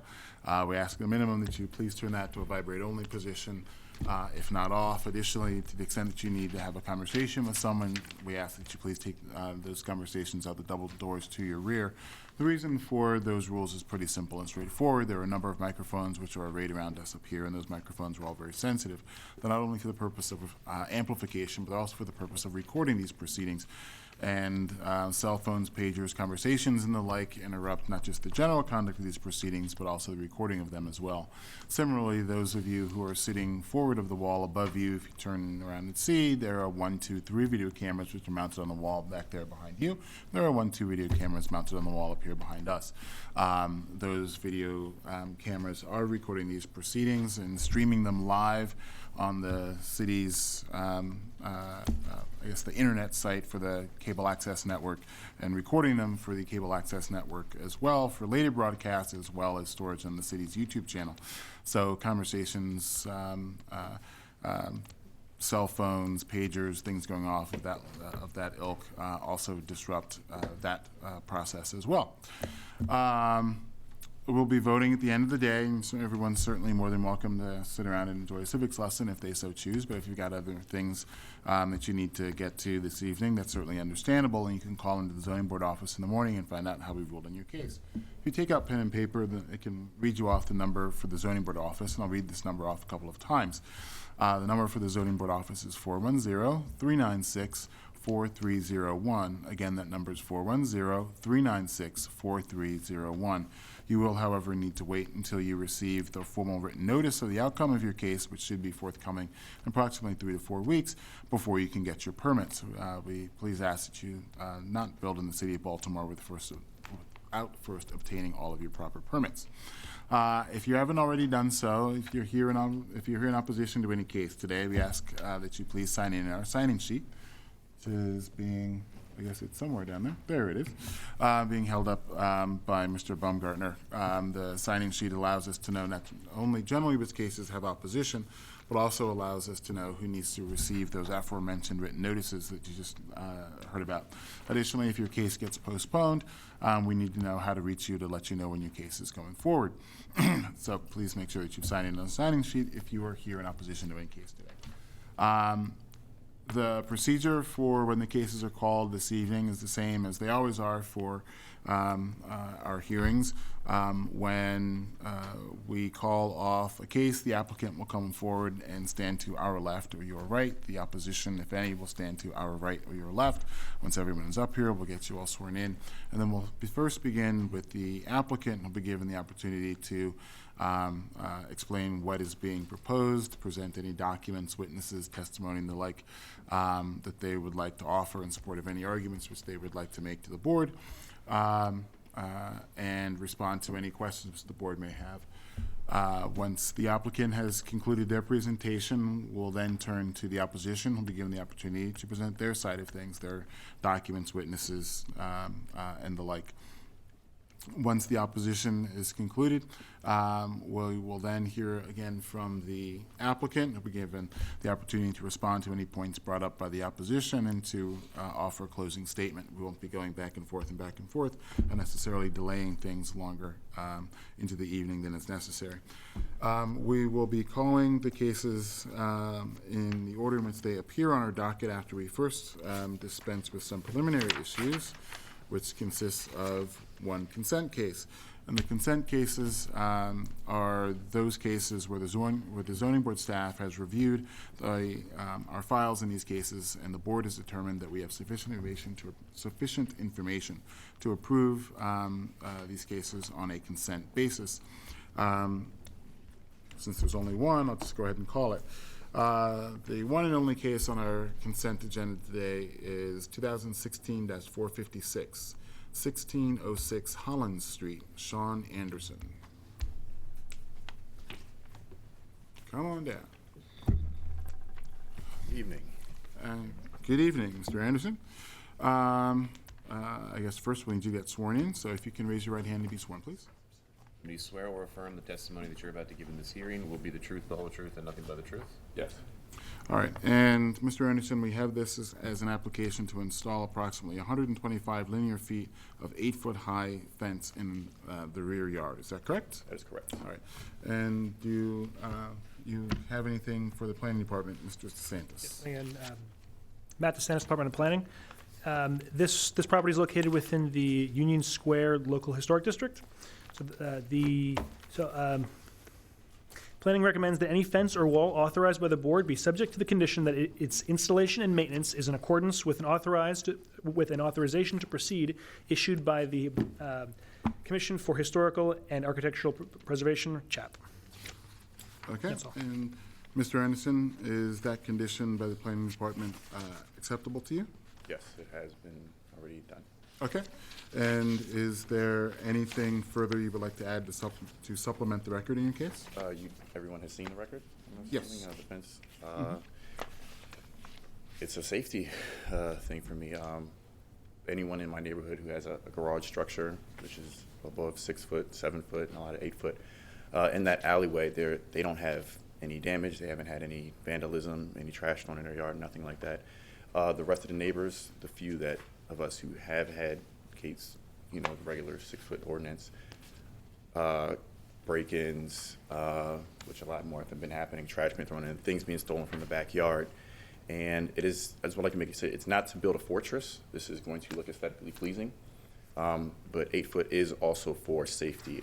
The CHAP representative, the historical, Daniel Rodenberg, he actually has signed off on it. He said he would be here. I don't know where he's at today. But I haven't had any opposition. Neighbors have not had any opposition. I gave them a letter even before the sign was supposed to be posted in front for this hearing, let them know. Everyone had gone to them personally, talked to them about what my plans are.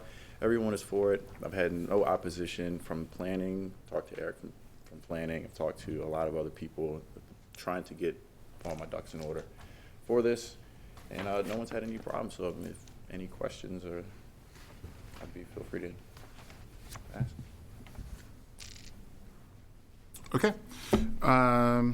If that's it, then zoning board staff, having previously reviewed your application, we have determined that there is sufficient information to approve your appeal. Good luck. Take care. Next up, 2016-410, 116 South Broadway, Lee Giroux. Good afternoon. Good evening, Ms. Giroux. We have this as an application to use the property as 8 dwelling units. Is that correct? That's correct. Okay, and I believe you were sworn the last time, so you're still under oath. And so we'll ask if there are any staff reports. I don't see a staff report here, so I presume planning has no comments. Okay. All right. And Ms. Giroux, why don't you tell us what's being proposed here? Back in June this past year, case number 182, we came to the board for 114 South Broadway. And these two buildings being obviously side by side, I've been to that building since then, and we were approved by the board. The uniqueness of the buildings are the fact that in the back, we cannot provide the parking. And it's not due to our not wanting to have the parking back there, but because of the uniqueness of the property and also the width of the obvious lot. And because of crime reasons, we are probably going to be proposing a much higher fence than the wall that's existing there now. Both my client, who's the owner, and the people working at 114 have been personally victims of crime in the last 30 days in the middle of broad daylight. We have a building that's next to us would be a 7-Eleven on the corner, and next to that, directly across the street, is a methadone clinic. And for those reasons, we will be proposing that fence at a later date. But right now, we're looking at the 8 dwelling units. When we look at the parking situation, we will not be taking any parking away from the buildings that are there. And other than that, we're keeping within the urban renewal plan, and the same as, this building will actually mirror the same thing as 114. We're asking for 8 dwelling units in this unit, in this building, because of the uniqueness of the floor plan and the way it has been set up for apartments prior to this. It's very difficult to renovate after doing the fire inspection in 114 with making them efficiency apartments. It's not practical with the floor plan that's existing.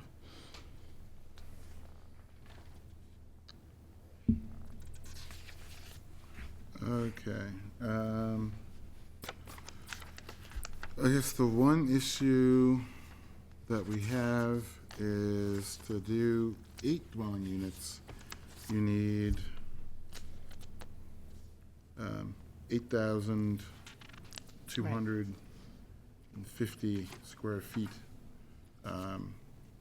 of lot area. And yours has just under 5,000. Right, so we are willing to make less dwelling units and compromise that. That was one of the things we did discuss. The owner is out of the country at the moment, so that's why he's not here with me today. Okay. But I have the authorization from him, obviously, to change it to less units. One of the things we didn't provide in the data sheet was the fact that for 1 dwelling unit and 15 rooming units, the minimum lot area required would be, it's 1,100 for a dwelling, 550 for each rooming unit, with a 50% reduction for one of them. So for the last authorized use, the lot size requirement was 9,075. So they're actually reducing from a lot area density of 9,075 to 8,250, even though it's still non-complying. It brings it closer into compliance than what the past use was. Okay.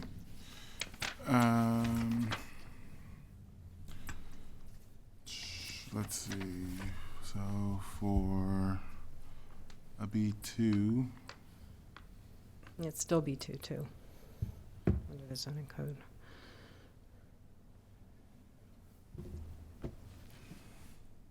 we've got a minimum lot area of 1,100 square feet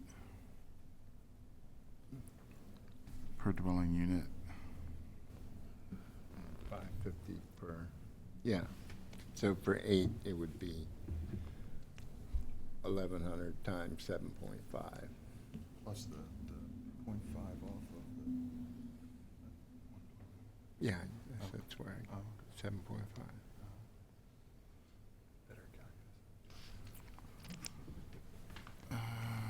Let's see here. What if we did 1,100? In 114, we put, we were approved for 8 efficiencies and 1 dwelling unit.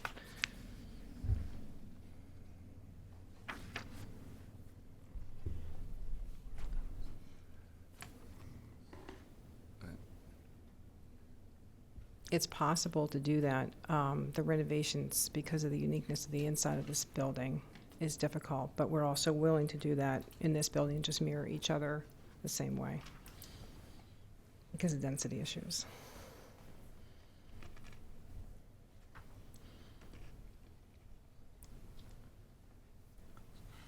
Okay, I think you would be fine with 6 That would be within the 25%.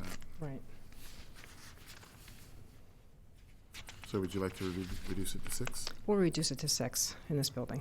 Thank you very much.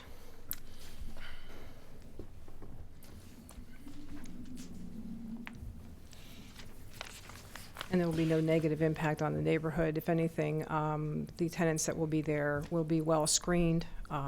We do have enough issues with, unfortunately, the folks that are causing problems both in the front of the buildings and the back of the buildings. And again, we'll be adding more lighting and security systems, and there will be sprinklers being put into these, both these buildings.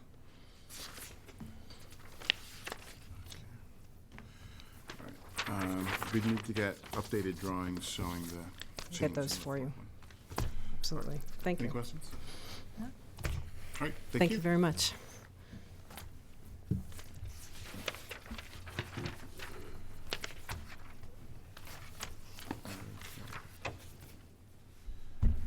(2017-5) 3326 Foster Avenue, Julie Tice.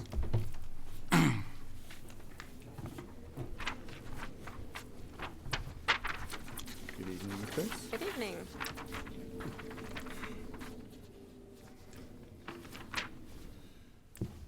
All right, and we have this as an application to construct a third-floor addition with rear decks located on the second and third floors that will be used for the existing restaurant. Is that correct? That is correct.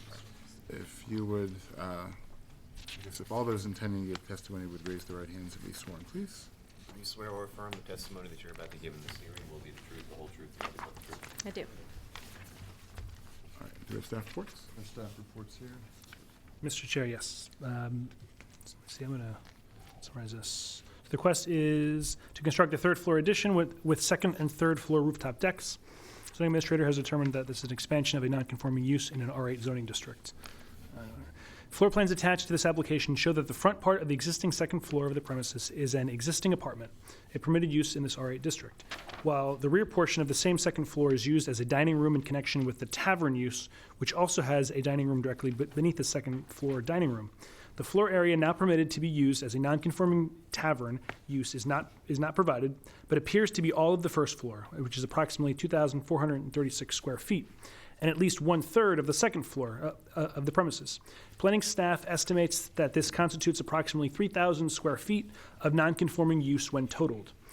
The floor plan for the proposed third floor addition shows an enclosed area of approximately 29 feet by 44 feet, or approximately 1,276 square feet.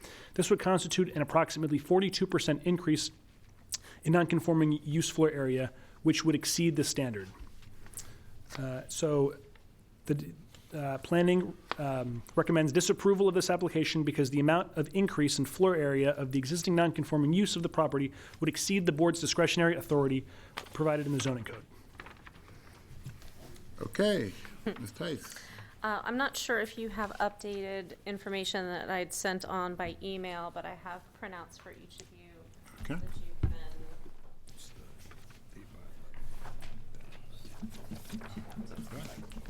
but it has the computations on it, as well as drawings of the existing conditions in a little bit more of a clear fashion.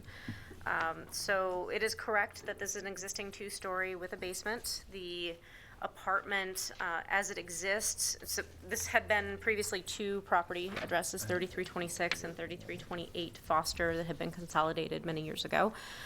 The apartment on the second floor is 1/2 of the second floor, so the previous address known as 3326, and the rest of the building is occupied by this existing restaurant, including the basement. So you can see the floor area computations on the first page that show the basement existing at 1,650 square feet. The first floor overall is 2,164, and the second floor overall for the bar area is 908, for a total bar use of 4,722 square feet.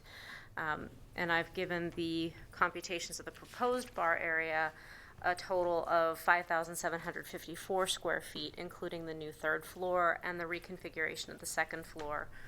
The proposal is to take out the existing brick wall on the second floor that's separating both halves of that building, move the apartment to where it was labeled as existing apartment, that would actually be the new apartment that would span both halves of that, both sides of that building. And the rear portion that would be dedicated to the bar space would really be for some support spaces, access to the third floor, bathrooms, janitor's closets, and whatnot.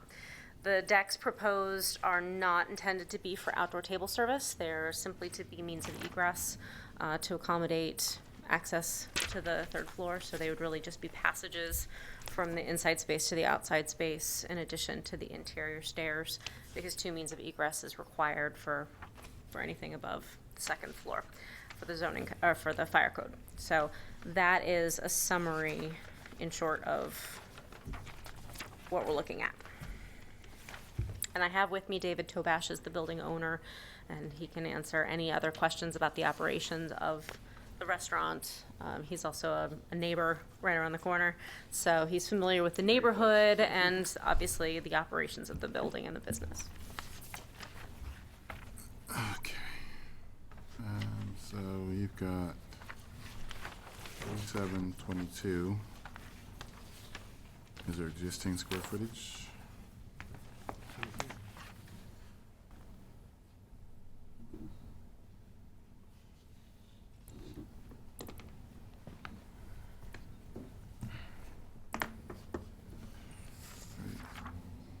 So 25% expansion would limit you to about 5,900 square feet. You show proposed expansion of 5754 square feet. Correct. Or in other words, within the 25%. All right.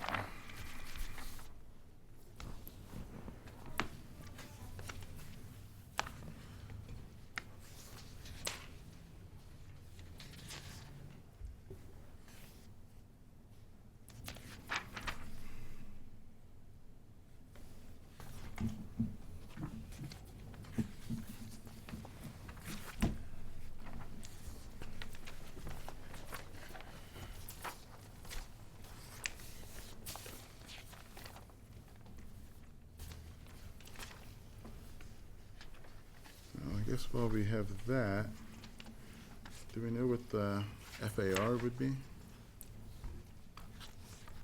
I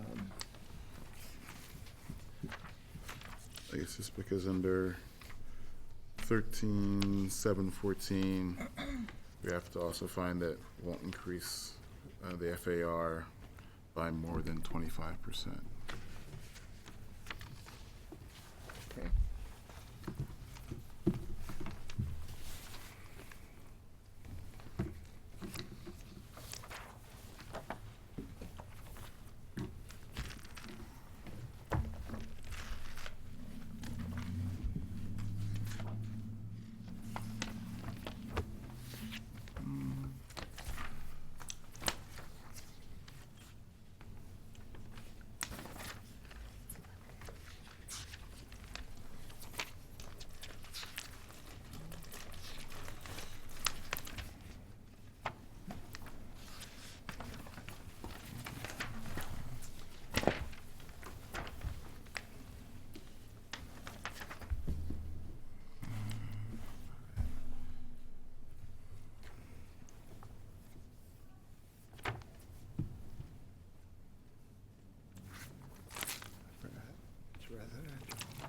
Okay. Lot area is 2596.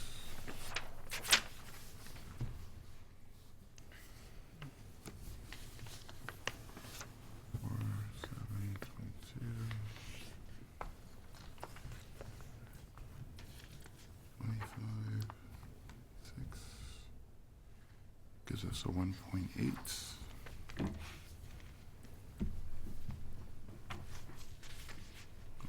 1.82, we'll call it. And then we've got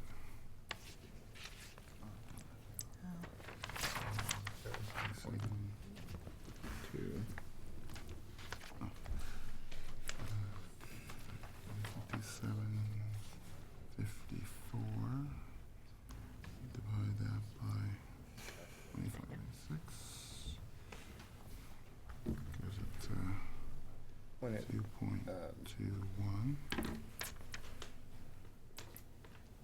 2.21. when it comes to FAR, I think the board has the authority to grant up to a 75% increase. Different from the floor area for a non-conforming use.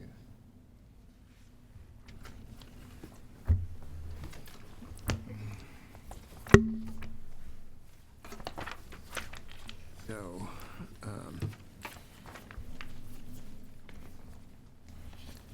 But isn't the restriction on the expansion limited to 25%? of floor area, Yeah. but that's separate calculation from FAR. So if you can get an expansion of the FAR up to 75% increase, but still limit the floor area to not more than 25%, you're still within the board's authority to approve. I haven't done the calculations on the FAR. I just did it, and it's just under. Okay. I got the expansion, 25% expansion would be 2.28, and the proposed expansion is 2.21. It's almost like I did that on purpose. I'm sure that it was. All right.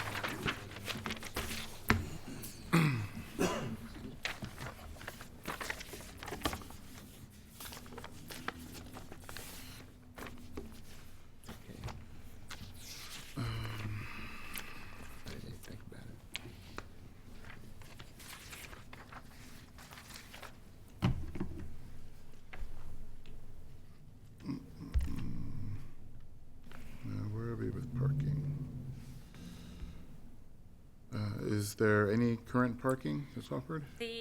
No, there is no current parking. The entire building covers the entire lot, and so there's no ability to park at all on site, and no parking accommodated.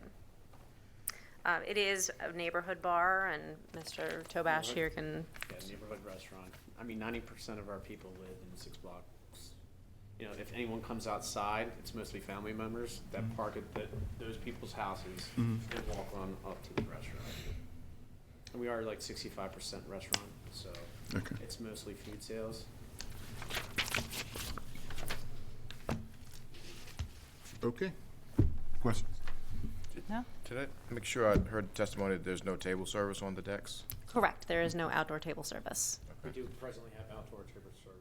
On the Well, yeah, but there's none part of this appeal. Sorry, And that no was- expansion of. That was approved in 2014. Right. So there's no modification to the existing outdoor table service, no expansion of it, and no. Yeah. Okay. Is that it? Yeah. All right. Thank you. I guess you stay there.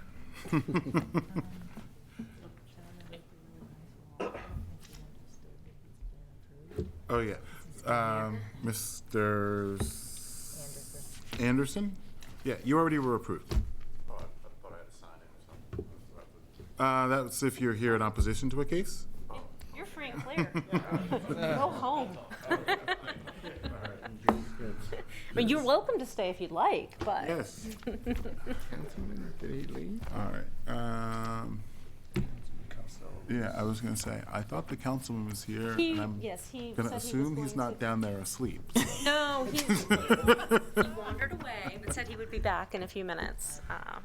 All right, and I understand that he's in support of your application. A gentleman signed in late in opposition. Okay. Would you, so, do you wanna, you probably would like us to wait for him to come back? All right. All right, and sir, you're on opposition to 2017-6, 1702 through 08 Light Street, is that correct? Okay, you can come forward. We're gonna call that case in just a minute, we're just waiting for the councilman. It's like Jeff. Sure. Jared? And I guess go ahead and vote on the ones that we've already heard. Were there any that we want to talk about? Reduce that to 6. Yeah. Name, sir? Brandon Chase. I was fine with Brandon it, Chase. since I would've- they were reducing, that's it. Yeah, but I think that, well, I actually said that she was fine with reducing it. Which makes it less problematic. Cleaner, Yes. 2016-410, 116 South Broadway. I'm a yes, as revised to 6 dwelling units. Yes. 2016-456, 1606 Holland Street was by consent. And 2017-5, 3326 Foster Avenue, I'm a yes. Yes. With the revised drawings. Yes. Agreed. And hopefully the councilman isn't gonna take too long. Well, we know he's here in support, so. Yes.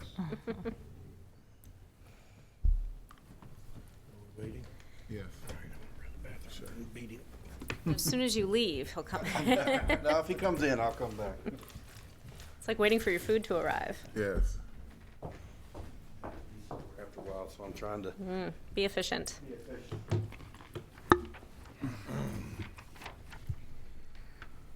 How's the baby?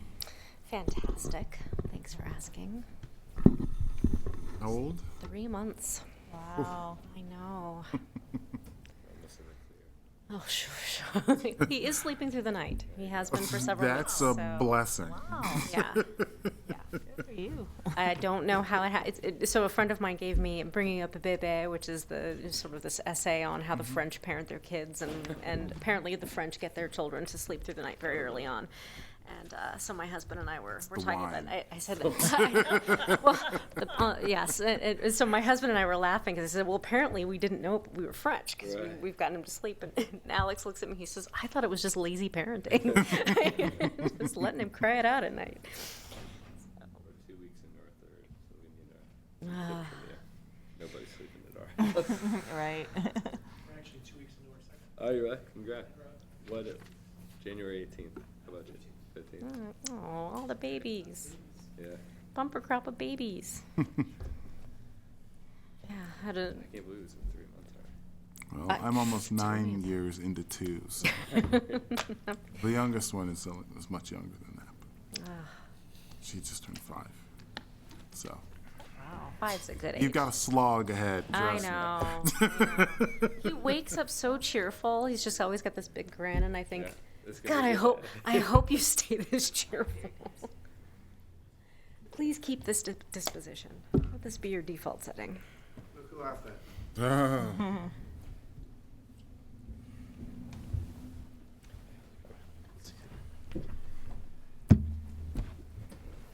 All right. All right, we'll get back on the record, and we'll call the case of 2017-6, 1702 through 1708 Light Street, Julie Tice. And Ms. Tice, we have this as an application to raise the existing structure and construct a new 4-story multiple-family attached dwelling to house 15 dwelling units with 10 off-street garage parking spaces on the first floor. Is that correct? That is correct. Okay. If all those intending to give testimony can raise their right hands and be sworn, please. Ms. Tyson, Councilman, I believe, were already sworn, so it's just everybody else. Do you swear or affirm the testimony that you're about to give in this hearing will be the truth, the whole truth, and nothing but the truth? Yes. All right. Do we have staff reports? We do. We received a letter from the South Baltimore Neighborhood Association on January 30th, 2017, in support of this proposal because the property has, quote, been a nexus for crime, drugs, and prostitution for more than 2 decades, and the implied thought is that it would help mitigate those issues severely.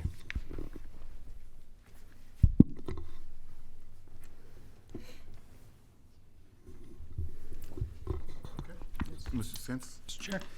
Yeah, so I just want to point out couple things in the staff report. In the zoning district, which is its own, what is it? R8. Multiple family dwellings require 750 square feet of lot area per dwelling unit.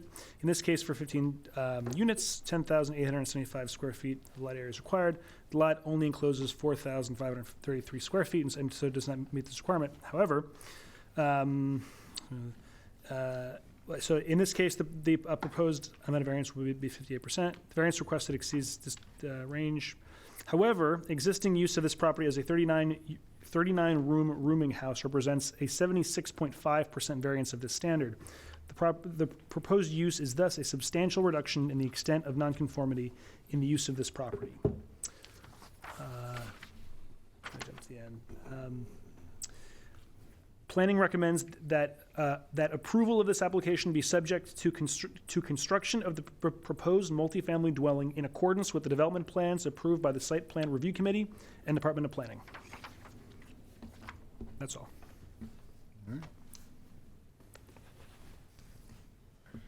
Okay, and Ms. Tice, is your client amenable to the condition offered by the planning department? The coordination with site plan Yeah. review? Yes. So SPRC approval and planning Of course, department. absolutely. Okay. All right. Why don't you tell us about what's being proposed here? Sure. As mentioned in staff reports, this is currently a 39-unit rooming house that was established as a rooming house, I believe, in the 40s. It very much has been a flop house for the last 20 or so years. I've been in the neighborhood for 16, and it's been a problem since then. Through the efforts of Councilman Costello and the community associations and the neighbors, and I'm sure the gentleman next to me who is a neighbor can testify to this, finally gotten the operations of this building shut down and forced the previous owners to sell. Unfortunately, the price tag for such a thing was a little bit more than market rate, and given the unusual size and shape of the lot, it had previously been 4 properties, 1702 to 1708 Light Street, that had been consolidated several generations previously, but it left behind this irregular and large footprint in mid-block. The proposal is to improve it with a 4-story multifamily apartment building. The reason that we've taken that path as opposed to subdividing it into individual townhouses is because of the odd shape of the lot, the fact that there is no public access from the rear of the yard, from the rear of the property except for a footpath, so there's no drive aisles, which means that 4 townhouses would conceivably have no parking, and from a density standpoint, could add 4 bedrooms in each property. So you're talking about 16 people conceivably living in these, what would probably become rentals, because that seems to be the nature of new construction in this area, even for townhouses. So looking carefully at density and trying to obviously maximize returns on it, but also looking at the highest and best use for this property and the least impact on the neighbors, Mr. Chasen, who's the owner of the property, decided to pursue multifamily, and we're looking at a combination of a total of 15 units. 4 of them would be 2-bedroom units, and the 11 would be 1-bedroom units. From a bedroom count, that reduces the impact, we feel, from let me back up. 15 units with 10 off-street parking as shown. So the net loss of parking spaces in the neighborhood we felt would be far less than what you might experience with townhouses. As far as the density, as mentioned, it's 39 rooming units, which is an incredibly high-density use right now with 0 parking. So by adding parking to this site, we feel that it would lessen the overall impact. And by cleaning up and raising the caliber of the tenants from what had been there, that it would be an enormous boon not only to the neighbors but to Thomas Johnson Elementary School, which is catty corner and across the block from here. So hopefully giving everybody a better set of neighbors to work with than what had been there previously. So that is it in summary. Okay. And Councilman, was there something you wanted to offer? Mr. Chairman, Commissioners, Councilman Eric Costello, 11th District. Long time no see. It's been about an hour and a half. As Ms. Tice pointed out, this property has plagued the community for decades. This predates my time on the council, as well as my predecessor, Bill Coles, back to when Councilman Reisinger represented the district before redistricting. To share one anecdotal experience on Election Day this year, April 26th, Thomas Johnson Elementary. I worked that poll from about 6:45 in the morning until 8 p.m. at night straight, the entire day. I get a little bit of sunburn. But more importantly, what I noticed was drug dealing by known drug dealers who stayed in that house all day long across the street from an elementary middle school. And had it not been for Election Day, those kids would have been in school that day. We have worked tirelessly to get this property shut down and condemned. Previous property owner was just frankly awful. Had no concern for the community. She lived somewhere outside of Bethesda. The property had been raided a number of times. The most recent raid, which led to the shutdown in May, had the Office of Emergency Management, along with building, along with BPD, along with housing, the Special Investigations Section headed up by Tom Waugh, discovered buckets of urine and feces throughout the entire building, 39 units with 2 bathrooms. We had 2 elderly female senior citizens that were living in fear in that building because of the drug use that was going on in the bathrooms. It was essentially the last haven of major drug dealing on the South Baltimore Peninsula. I'm very proud that we've gotten rid of it. I realize that under most circumstances, I would not be supportive of these plans, nor would the community. But these are very unique circumstances considering what a plague this was on the community. That we have a property owner or a current property owner who stepped up and made an investment and took a major risk to try and improve this for the South Baltimore neighborhood. By the way, I should mention that Riverside Neighborhood Association starts right across the street on the east side of the street. And because of essentially the way that please don't take offense to this, but do if you feel the need to.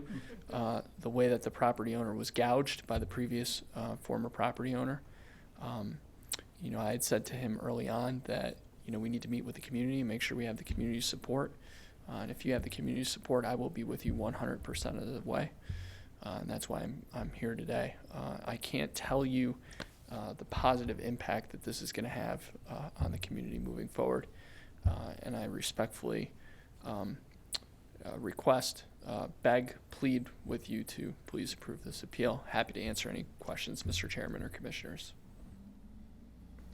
Thank you. Thank you. So just to flesh out the record for you, I have included floor plans in the drawings that I've provided to you, again, so that you can see that we are, in all earnestness, keeping this to 1 and 2 bedroom units. There's, we're not allocating an outrageous amount of square footage that can then be up to 3 or 4 bedrooms.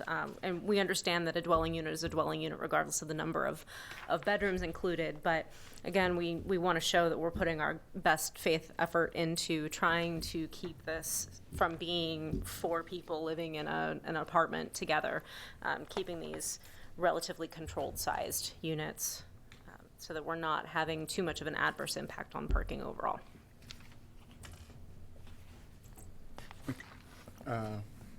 Questions before we go to the opposition? Okay. Sir, if you could state your name, please. John Schmenke. And your address, Mr. Schmenke? 43 East Heath Street. 43, I'm sorry? East Heath Street. Okay. And what would you like to say, sir? Everything they said was pretty much right on board. That's awful funny. They can get it all done. I owned the house for 25 years. I couldn't get them to do anything with it. The police wouldn't come. They wouldn't do anything. I thought if you were selling drugs and it was going on in your property, you'd come down and seize the property. But it wasn't done. Now they're talking about they had to pay a lot of money for it. If they'd have bought it back when it wasn't worth anything, they could have got the property. My main concern is parking. Parking. You got 15 units and 10 parking spots. They're gonna take 2 up when they're gonna drive through. That's 2 of them gone. There's nowhere to park. I don't know if y'all live in the community. Are you a resident? Are you a resident? Yes, sir.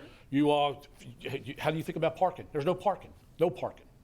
There's no parking. My wife has to walk doing an event or something a mile away. Locust Point, she has to park, or park down by Comer Street. There's no parking. No parking. So you got 15 rooms, 15 apartments. Each of them is going to have at least 2 people living in them, I'd say. Maybe 85% might have 82 people. So that's 30 spots. That's 30 cars. That's 30 cars that they're going to have. And they only have 10 spots to park. Where are the people going to park? I think I'm sorry. The board ought to walk down and look at this. Look at South Baltimore. There's nowhere for you to park. Nowhere. In the interest of full disclosure, I live in the neighborhood. I used to live around the corner from this location on Randall Street, and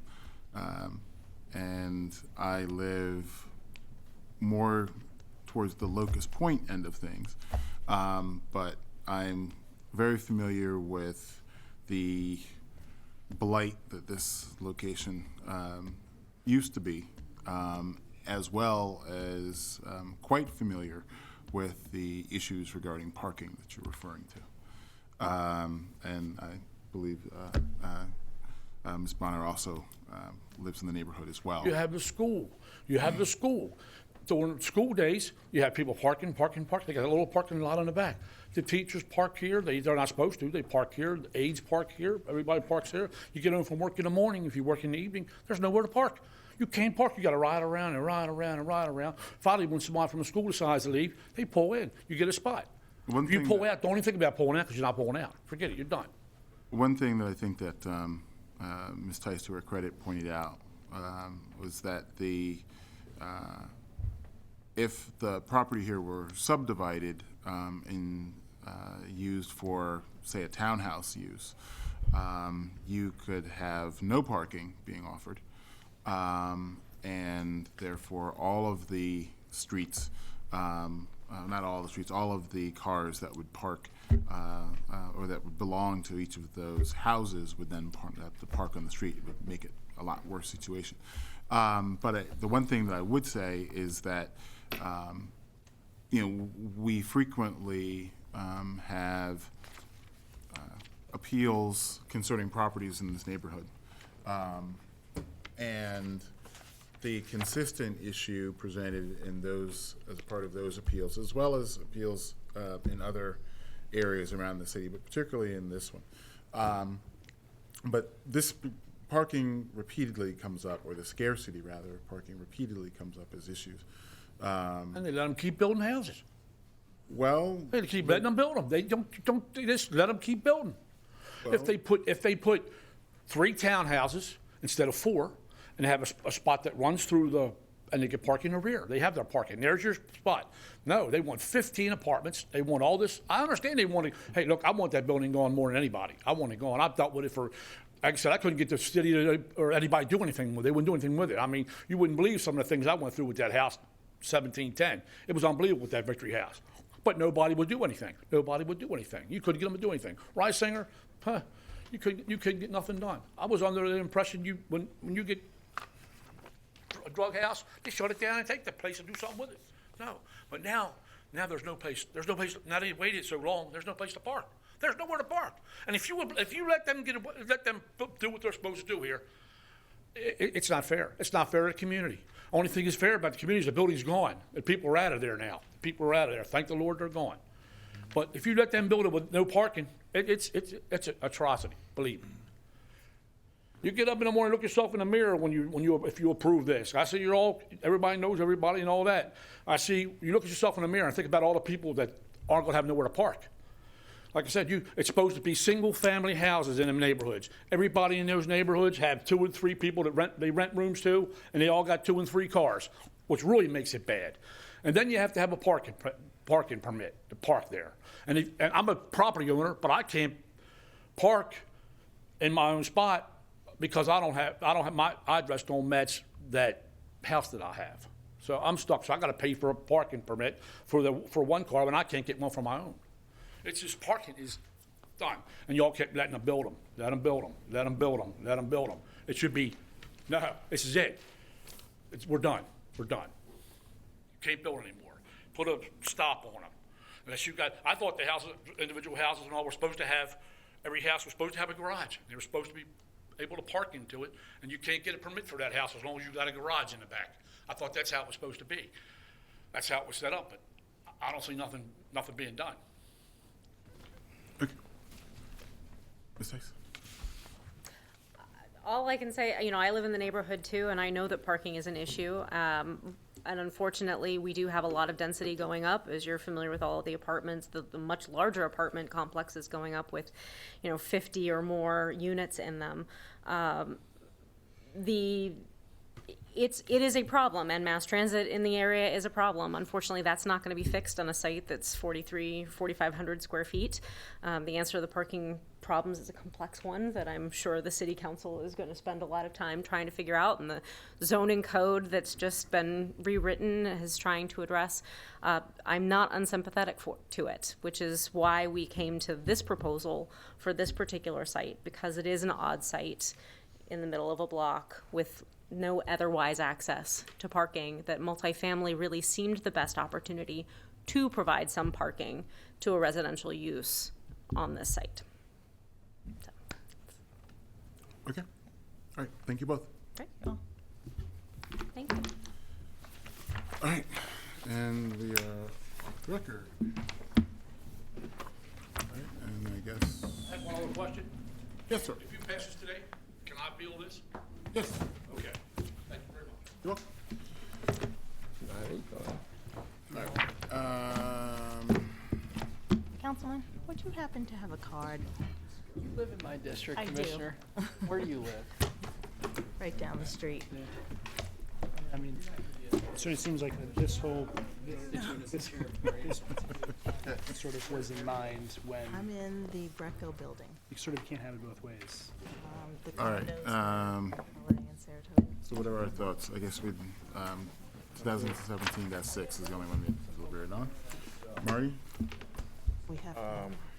They took all of This, the testimony about providing parking was not required if they did townhouses. I'm Did sorry? I hear testimony that Yes. this, they're actually providing parking where if this was another type of development? Yeah. Okay, that's what I thought I heard. So. And one thing that I guess didn't come out is, you know, that the calculation for cars per unit is actually going down. Right. So, because the trend is for fewer cars, actually. So the projection is that when you go down the line 5 years or whatever, that you're not going to have that number of cars, particularly in apartment complexes. But, the parking situation, I think, is, I know, is a significant one, particularly in this area. I think that an alternative design would probably compound it. This probably the best of a bad situation. Insofar as the limitations that were identified, I think that this implicates 15214, which deals with unusable lots. I think that the situation that's faced is certainly a unique one where you have a troublesome property history and the former owner then sells the property but at a significant price above market. The code then allows the board in situations where a property can't be reasonably used for a permitted or conditional use, we can exceed the limits for a variance. And here, I think that because of the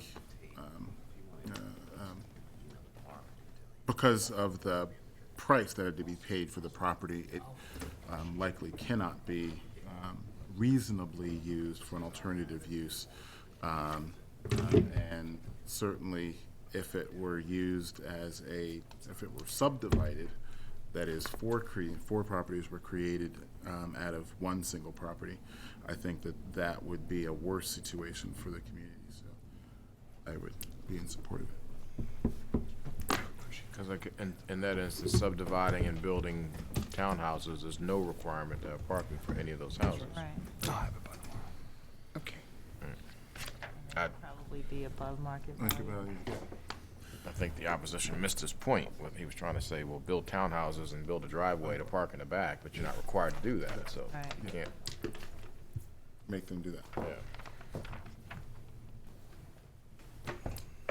We ready to vote? Oh, yeah. You've got one more minute. I mean, I would just say, obviously, it's gonna be conditional site plan review. Yeah. Yeah. It's a no-brainer for me. So on 2017-6, I'm a yes. Condition offered by the planning department. Yes. Agreed. Yes. There you go. Good luck. Good job. See you all the way around. Great meeting. Best of luck to you. Stop up there anytime you want to come check out our show. She was one of my. Thank you all for your time.